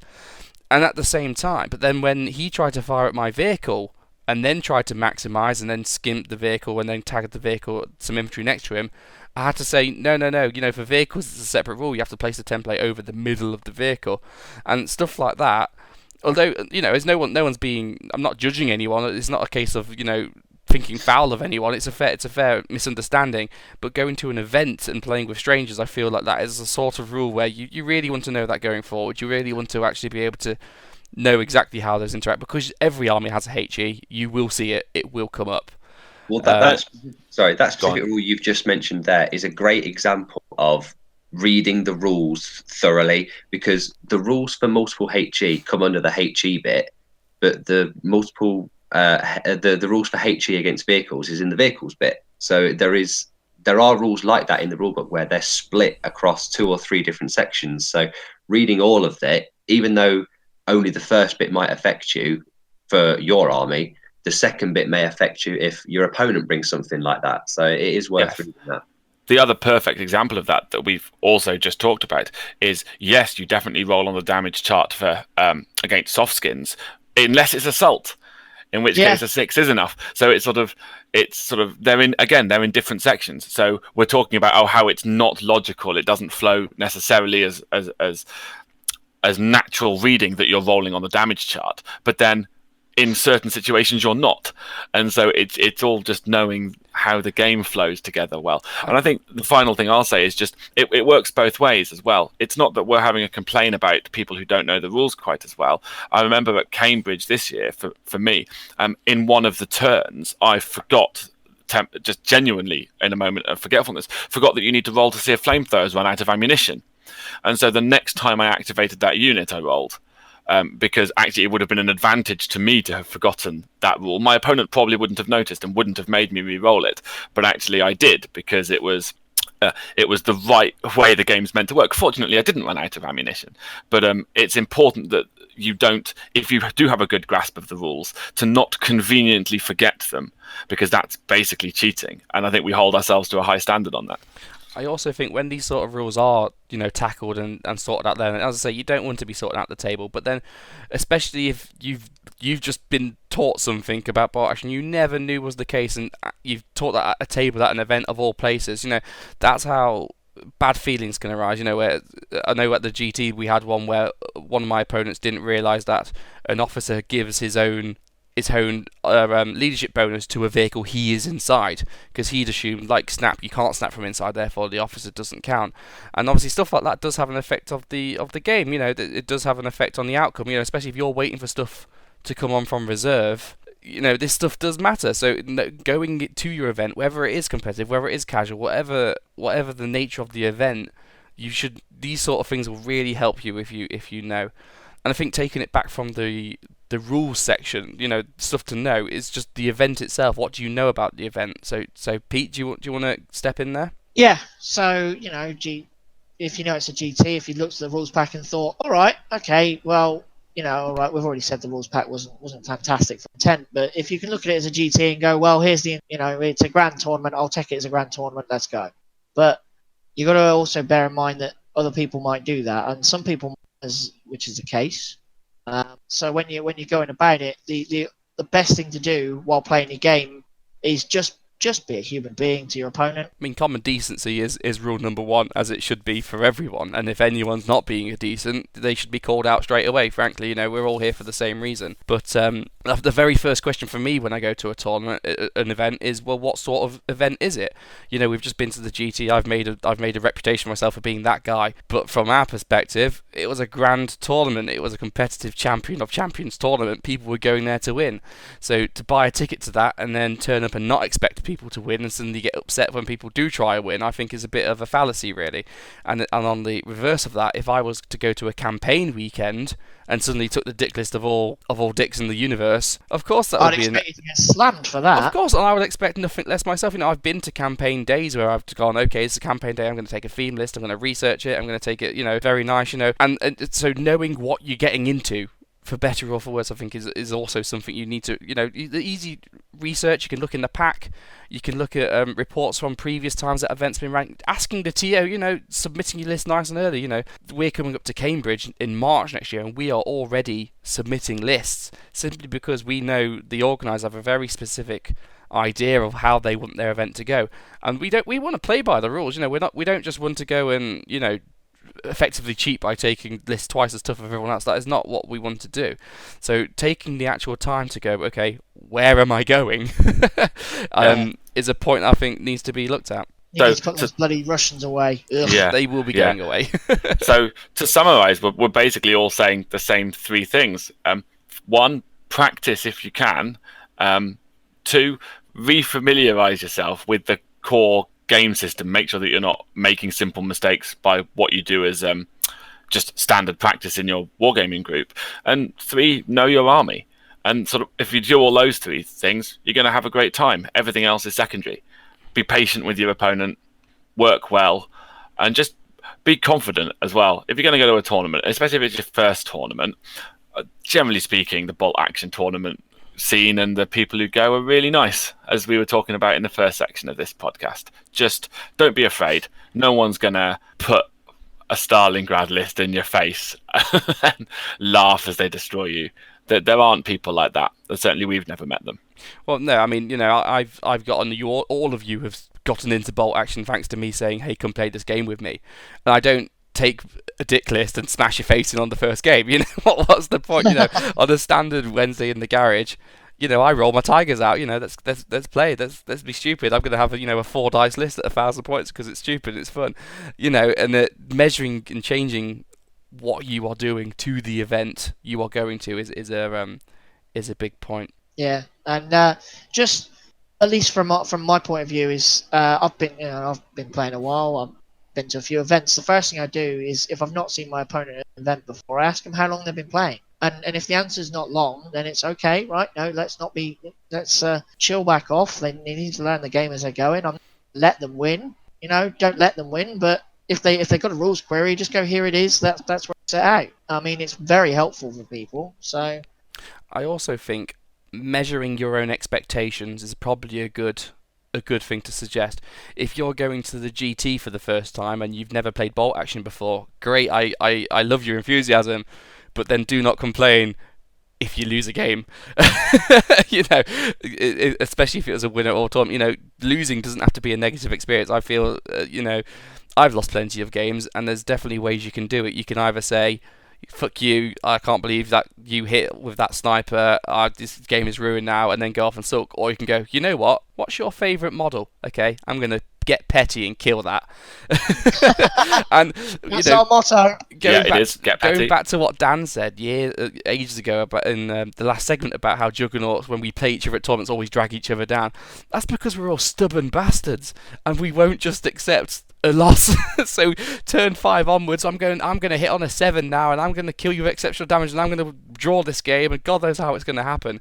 And I think having that attitude will really help an event, especially if you're new, especially if you're starting out, especially if you're going to a competitive event, and having the outlook of coming mid-table is a solid score. And again, likewise at a themed event, knowing what you're coming out with. If you're going to a theme event and getting upset that you only won 1 out of 3 games, you've kind of missed the point in the first place. Yeah, the red lines are in different places for the different events. Every one of us, when we've been playing in the garage, has had that moment in a game where we've just gone, look, just give me a moment. I'm just going to go outside, calm down, and then I'll come back in and I'll stop swearing at you.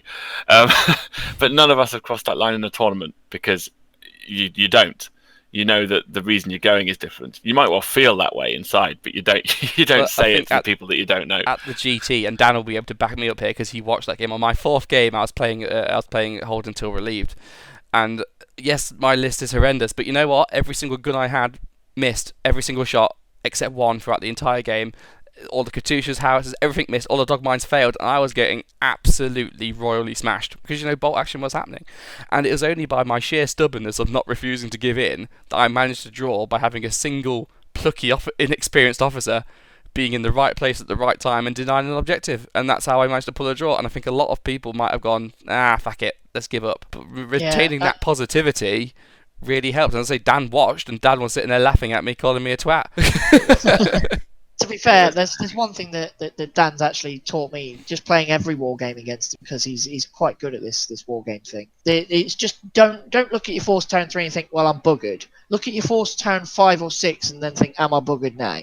Isn't not over until the fat lady sings. Well, I think games are 6 turns for a reason. You've got 5 turns to get yourself into a position where on turn 6 you're either definitely going to win or you've got a chance of not losing. And that's what it's all about. It's being in a position to negate the fact that you might be losing a game. How can you always rescue it? There's always a way to rescue a defeat. There always is. And you just tenacity. Tenacity counts for more in bolt action than any other war game I've played. You can quite often tell, I don't know, you'll tell me if I'm wrong, potentially, we've all played Fantasy and 40k before we came to bolt action. You can normally tell in turn 2 or 3 how that game's going, 99% of the time. Sometimes turn 1. You can call it with a pretty good degree of certainty, and it's much harder to do that in bolt action. Yeah, I've played games, especially in the garage, where I've lost 75% of my entire army turn 2, and yet turn 6 I've won because screw you, I'm staying alive, I'm going down, I'm having that objective. and it's just it's just being very, very forceful with, no, I'm still in this, I can still do it. Well, it's a little bit of not throwing your dummies out the pram. Just because it's gone wrong for the first 2 or 3 turns, you don't have to give up. You know, the Brits didn't win the war in real life by giving up just because, you know, France took a bit of a battering, Hitler declared war on Britain, or you might be coming over, let's just surrender. No, we'll fight back and we'll show them what we're actually made of, and we'll come up with a plan to win. Britain got their bigger mate to come over and beat the fuck out the guy bullying them. So in bolt action terms, you know, just go and get your brother to come over and just start punching the opponent. You know, that's what I would recommend. One other vital bit of advice that we completely forgot to mention is do make sure you submit the correct list. Oh, fuck off. Pete, would you like to regale us with your history lesson? So I took a list to Cambridge 2017 that was single platoon, quite nice, and it was more or less my first Cambridge event, see how I'd do. Quite a nice list. Cambridge 2018, I thought, I'll vary it up. I'll take a tank platoon. This will be great fun. Nobody sees Japanese tank platoons. This will be funny.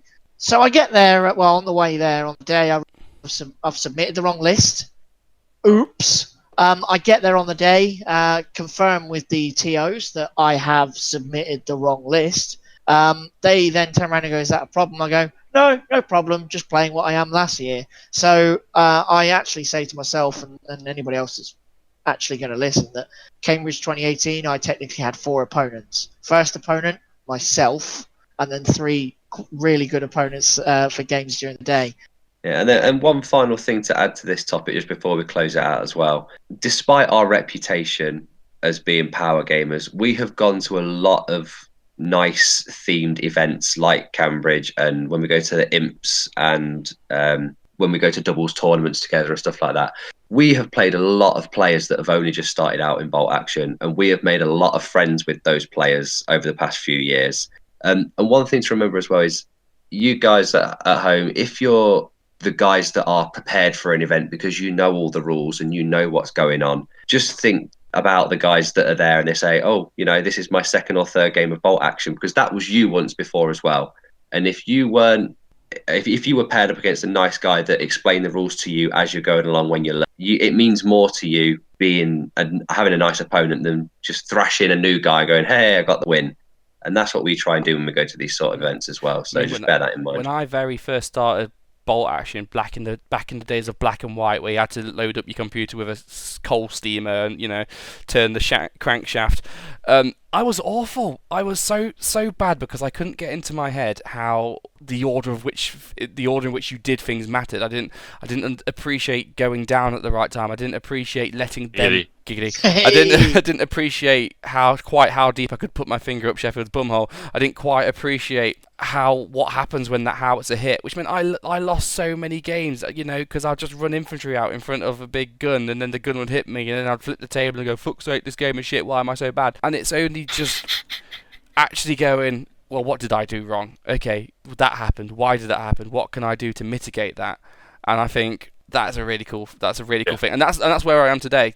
Of where I can say, what, I'm pretty good at this game. I'm all right, and it's only through just severe determination, really, to just keep practicing.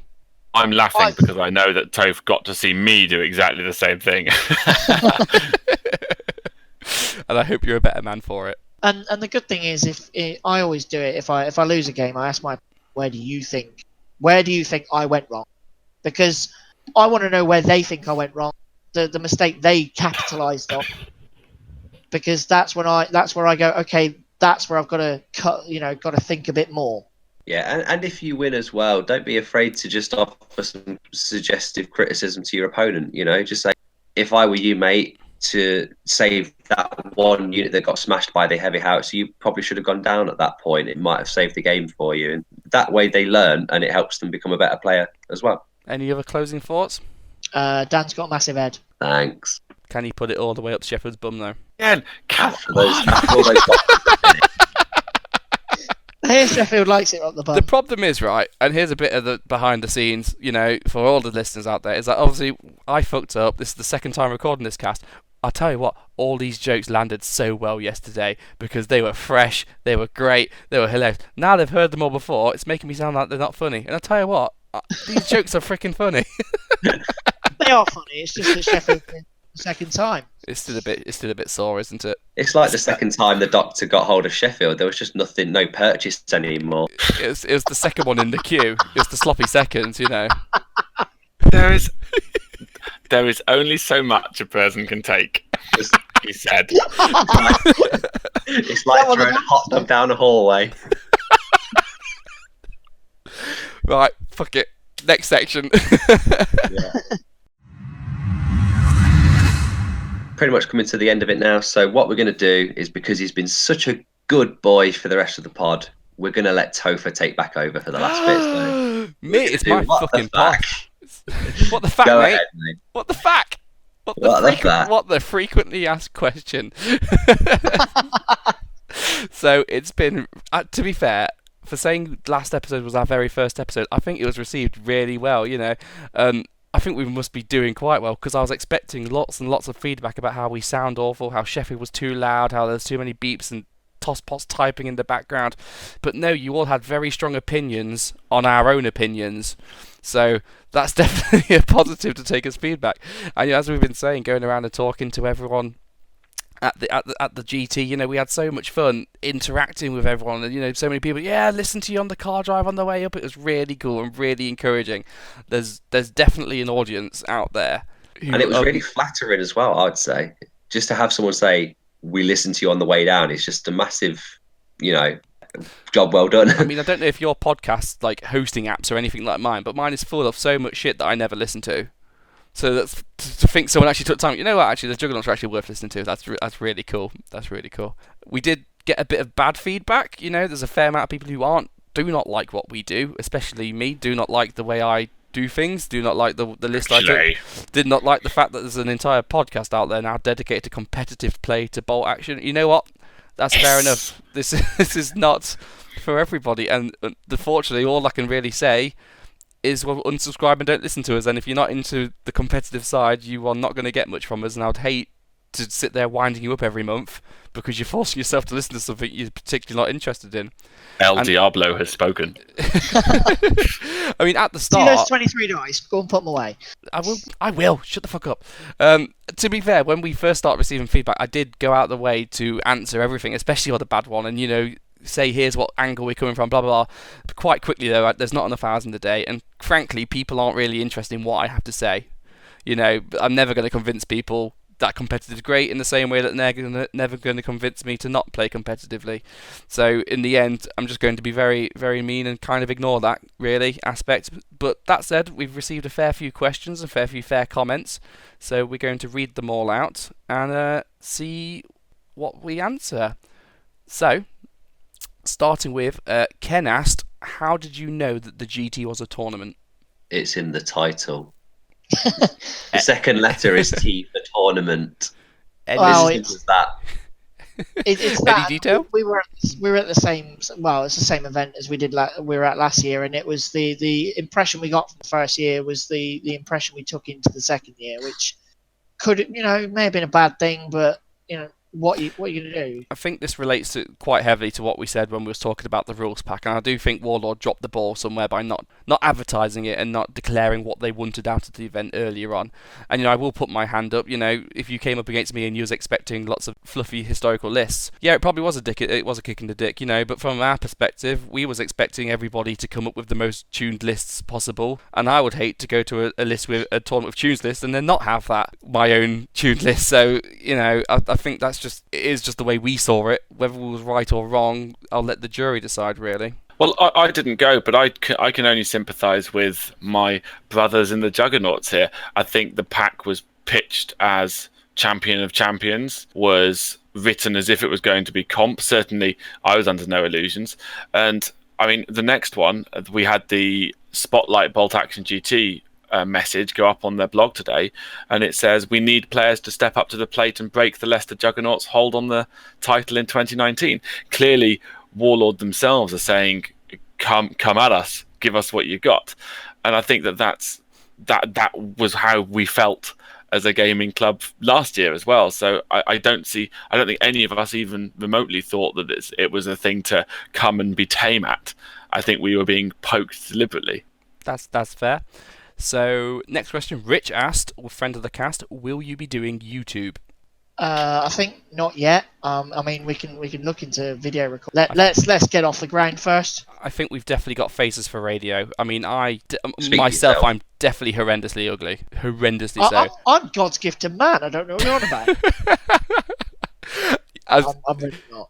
I think, podcasting is hard. We haven't even mastered this yet. Give us a chance to get set up. Potentially in the future, I think I'd like to do some battle reports and all, but until we get a better venue sorted out, the lighting in my garage is awful. So for now, there's plenty of much better YouTube videos and channels you can watch Bolt Action doing. But yeah, it's on the radar. Not yet. Let us try and walk before we can run, I think is a fair comment. Yeah. Okay.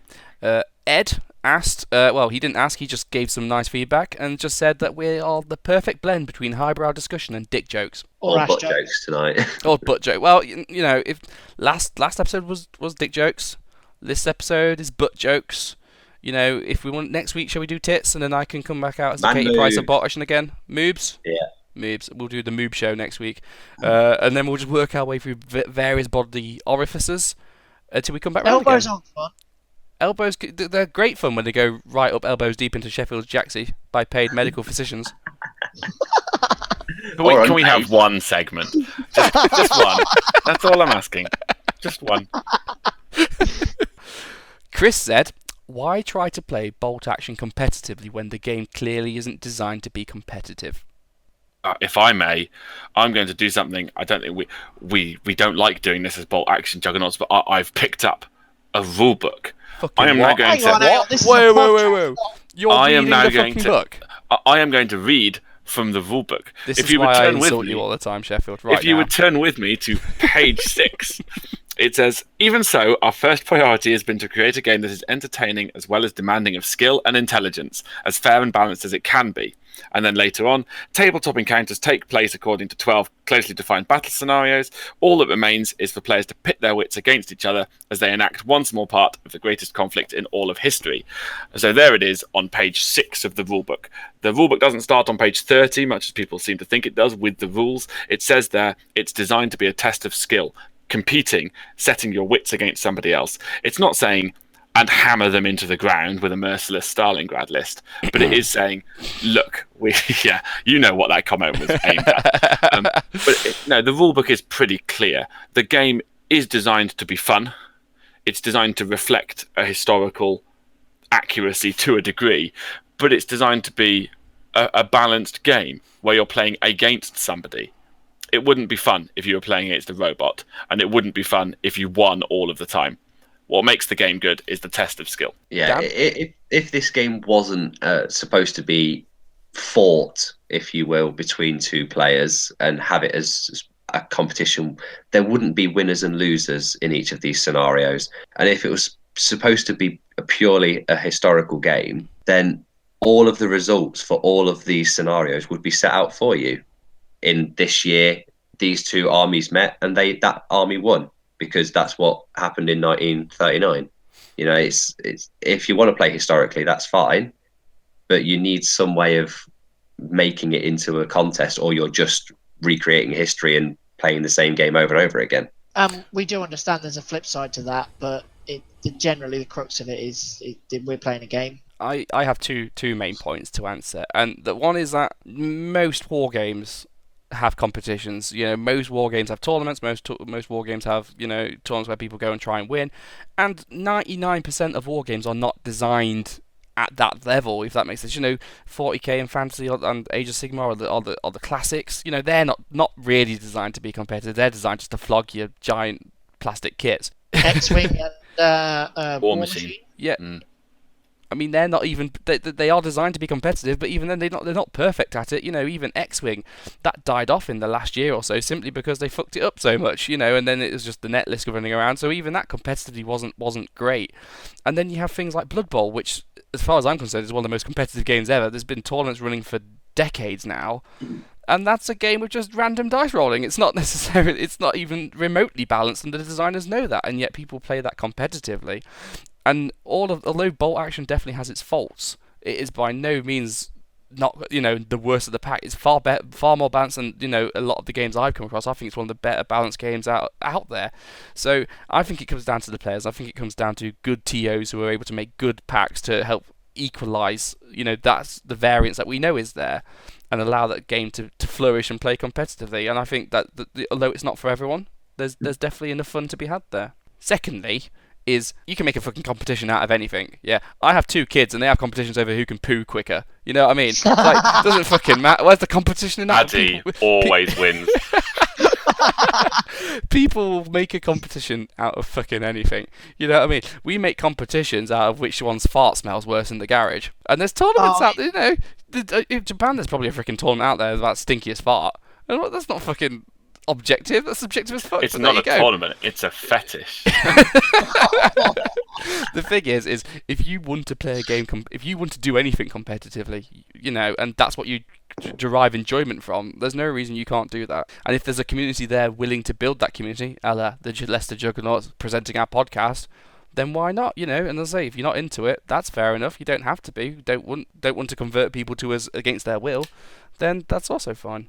Anything else before we go on to the next one? No, I think you covered it all. I mean, it'd be nice to get a few more, as many as there are, a few more tournaments, a few more events on the calendar. A good spread, let's be honest, because theme days are bloody fun. Campaign days are basically the same as theme days, I'll be honest. But they're all fun. Tournaments themselves can be good, but a lot of it is at least we find is, if the TO states their intent in the rule pack, we'll stick to the intent. If it's designed to be Cambridge, I'll use an example. It's designed to be a good day, 3 fun games. It's fun competition instead of competitive. It's have 3 games, see where you come, see what happens, but have fun first. And both, you've got to both try and have fun without being at the expense of the other. Okay.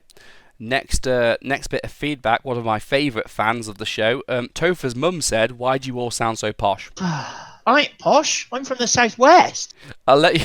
To be fair, my mum did listen to the podcast, and I know that she didn't listen to it very much because I said, "How do you think my friends sound?" And she went, "What friends?" So I don't know whether my mum's just trying to burn, which she's very bad at. Mum shouldn't try and burn their own kids. That's pretty mean. But either. Next bit of feedback. So we had 2 very long bits of feedback from Russell and John, and they both came to quite similar conclusions. So I'm going to puzzle them both and narrow them both down to what was the fundamental point at the end of the post, which is list versus player. Which one means more? 60% player, 40% list, because the player does most of the work, but if you haven't got the tools in the list, then it doesn't matter. Dan? Yeah, I kind of agree with Pete here. I think you do need to add a third topic into this, which is mission as well. You could be a very good player with a very good list and draw the most horrible mission for you in a tournament that it's just a definite loss straight away. But if we're discounting that and just going on the 2 that you mentioned before, I think it's heavily weighted in the terms of players, 60-40, 70-30, something like that. I think a very good player will make a very generic list look a lot better than it is. Sheffield? Yeah, I'm standing with those 2. I agree. I think I tried to sound philosophical when we recorded this yesterday, so it's just going to sound a bit cheesy now. But I said a stick in the hand of a master is as effective as a sword in the hand of a novice. You're basically a good player who's played a lot of games with what looks on paper to be a pretty generic bad list will do better than a player who's not really played much before and has copied Toph's Stalingrad list from the GT and turned up to play. It's more about how you handle the units you've got. I'd probably agree with Pete. It's 60-40 because the list is a major element, but I certainly agree with both. It is the bigger one. It's just how big, and that can vary. If you take my finish list from the GT as an example for that, yes, it is Finns, so they are generally considered to be quite a good army anyway. But the list I took was just a generic theatre selector, nothing special about it, no double platoons. It was just good, strong infantry choices with a couple of good light tanks to back it up. And I did really well because I practiced and practiced and practiced with that list for a few months before the GT. And I got to know that list inside out and knew exactly what to do in every scenario. So by learning my list and being a good player, I was able to offset the fact that I took a quote unquote not as bad list as Toph and do really, really well with it. So it is the player that makes a list even better. Yeah, I think Toph said it. I also think he said it earlier on that actually the quality of the list between two equal players is the difference between 10th and first. That it's the top of a tournament of the best players, the deciding factor, or more commonly the deciding factor will be who had the list that was most flexible, most able to deal with the missions at hand. So from my perspective, your own, having a talent on knowing how to play the game will get you so far. If it's like a 40, 50 man tournament, knowing the rules solidly will get you up, can get you up to, 4th, 5th place, just from solid rule play. I think that last 10% to get you up to the first place, that's where the list kicks in. That's what makes that small difference. So if you didn't have those fundamentals beforehand, the list would do nothing, and I know people are going to use this as ammunition to go, well, why take, if it's not so much about the list, why take the list? And that's simply because, well, I want that last 10% to push me up to number 1.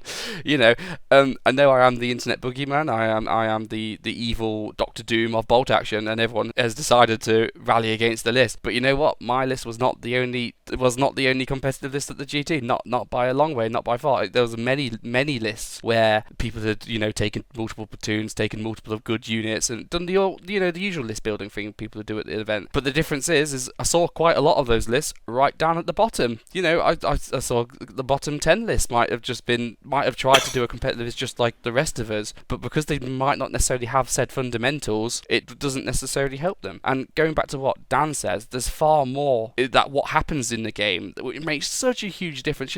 What mission was you playing? What was your list versus theirs? How did the rocks as a paper go? What was the terrain setup like? And then you just have errant sixes. Bolt action happens. You can bring the most dirty list in the world, but if your opponent gets the first 4 dice out and gets 4 consecutive sixes, doesn't matter what you brought. And being able to react to those situations so that whatever happens on the table, whichever mission you're playing, whatever you're fighting, whatever the terrain like, and being able to adapt with your list you've practiced with, and then actually apply your knowledge to that game, that's what counts. And I think it's far too easy just to go, it's the fucking list, screw you.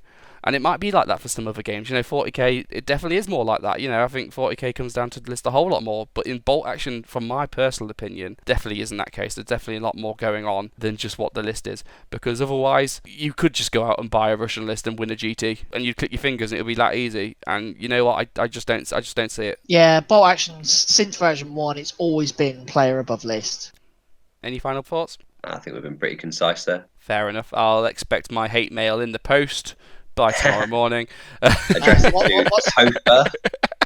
No. What's the email address, Toph? Juggernaut Wargaming @gmail.com. There you go. Give us some hate mail if you want. There you go. Give it, and I We'll be honest. If we see like a first paragraph of it just being hate, we'll probably ignore it. But we'll be honest. Yeah. Your inbox is going to be full of penis enlargement emails first thing. I'll make sure I forward them on to you, mate, because I'm sure you can do with them. Anyway, I'll say last bit of feedback, but this specific line was pulled out of 5 separate feedbacks. So Russell, Bo, Brad, another Brad, and Sam all said, love the banter, best part of the show. So with that, I would just like to say you're a bunch of fucking cunts, and I love you guys. Well, I tolerate your presence. God, you sound like the internet. You're the one that has the garage, so if we didn't have that, we wouldn't have anywhere to play. So we have to like you, really. So you mean when Sheffield Saucers hit the venue next year, does that mean you won't see me for dust? No one's going to like me anymore? Well, we're all guilty by association, so if we could fuck you up.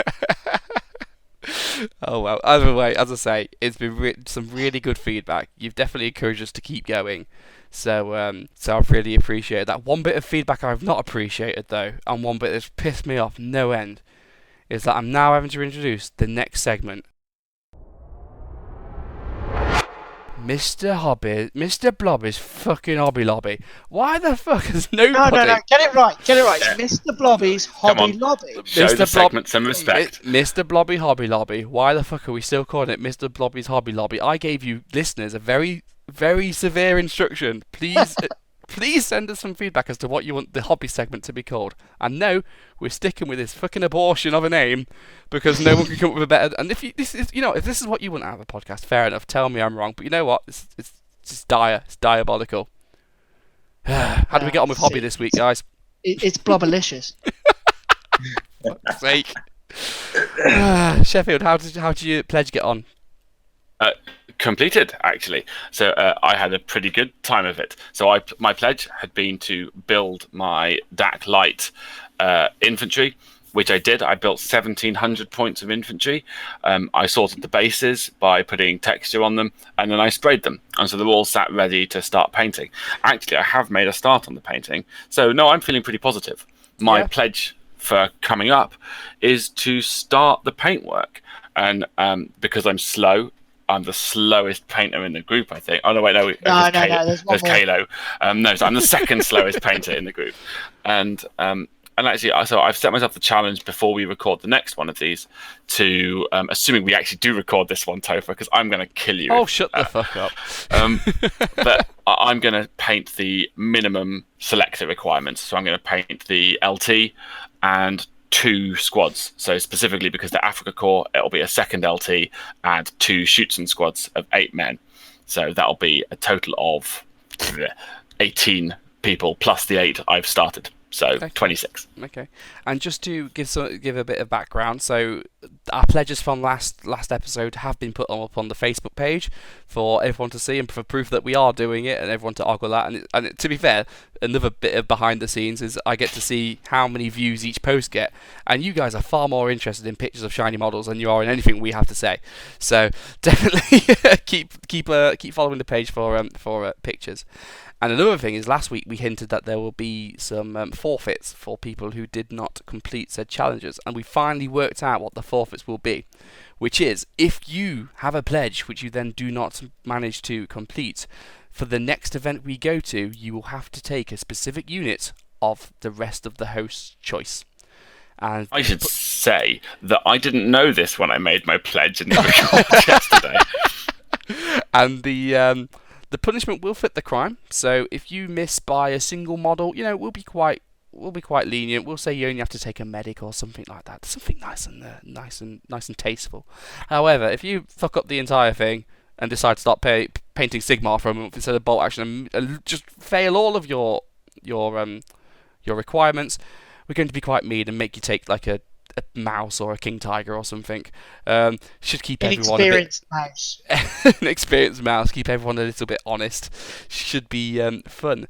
So, Pete, what about your pledge?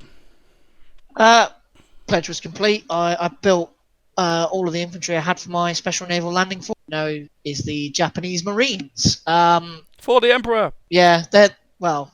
Can I just say thank you for not attempting to do that in a Japanese accent? I could feel you thinking it. So Pete already tells me off when I say how his models look so racial stereotypical. I'm not going to add to that by doing a dodgy voice. They're Japanese models. What do you expect? They've got buck teeth and glasses. It's racist as fuck.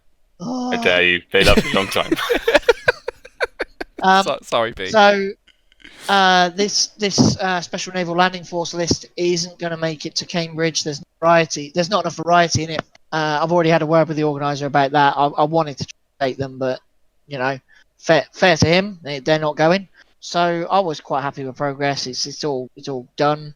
And as far as pledges go for the next time we record, I think I'm going to go for having all of it based and all of it base coated.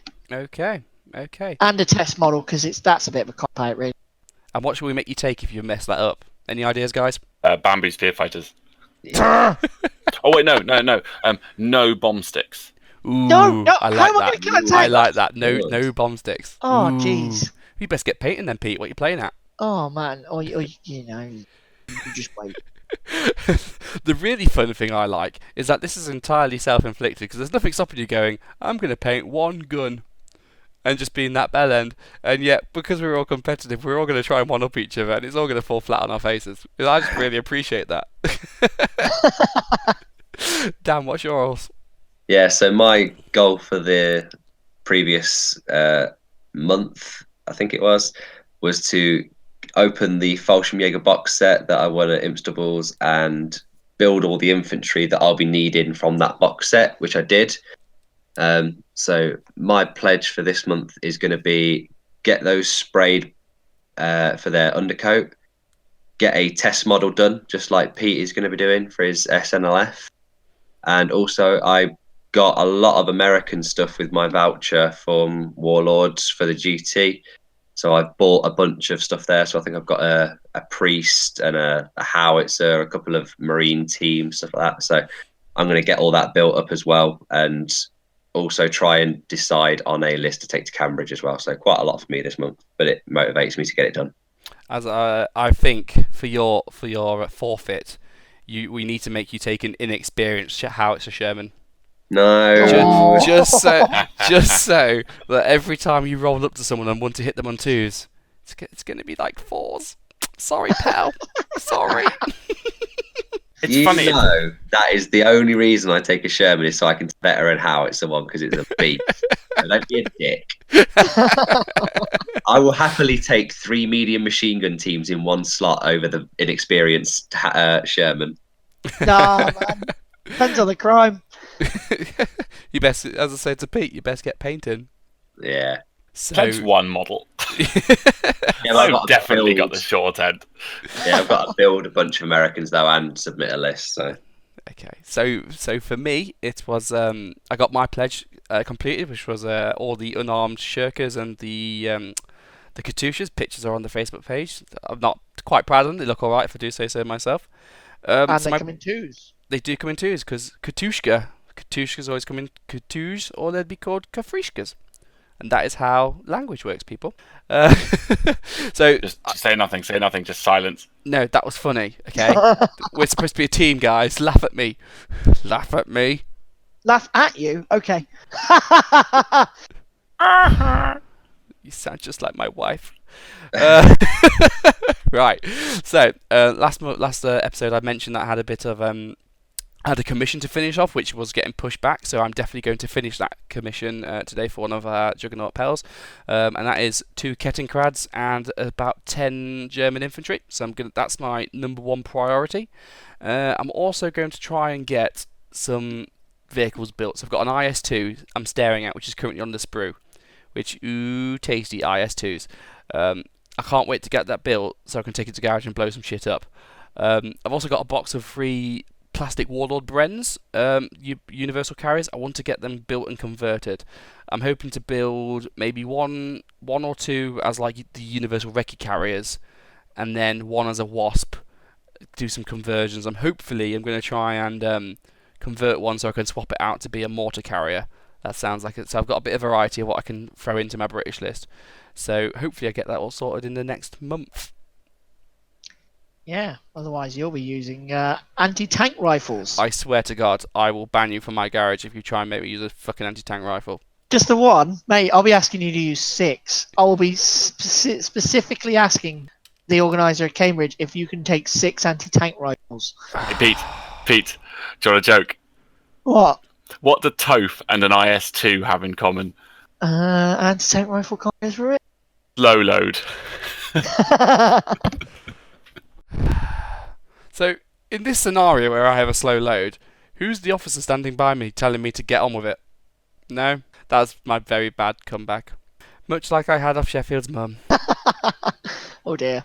Oh dear, indeed. Right. I think that's it for Mr. Blobby's fucking hobby, bastard, lobby, stupid name, Best awfulness. name ever. Any final points before we get out of this bloody hole? Yes, we need a statement from you, sir. From me? Statement about that stupid list.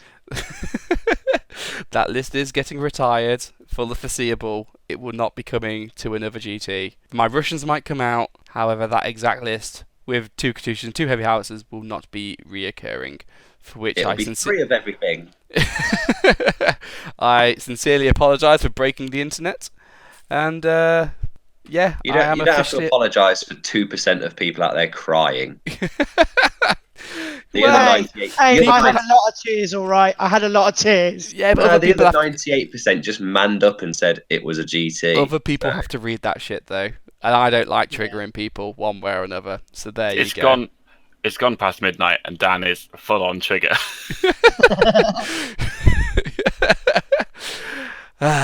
Right. In which case, I'm going to bid everyone good night. Listener, Dan, Pete, Sheffield, thank you for joining me.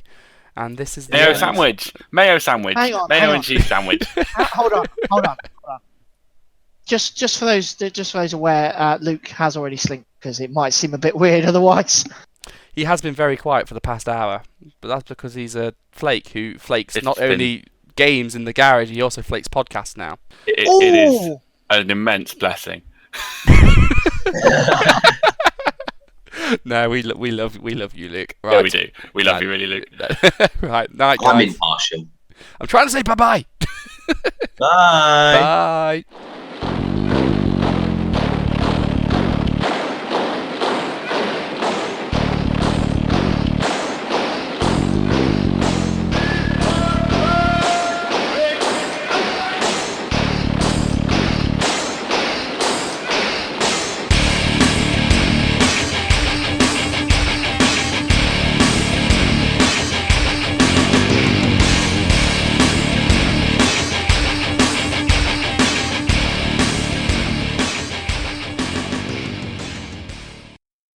Blah, blah, blah, blah, blah, blah.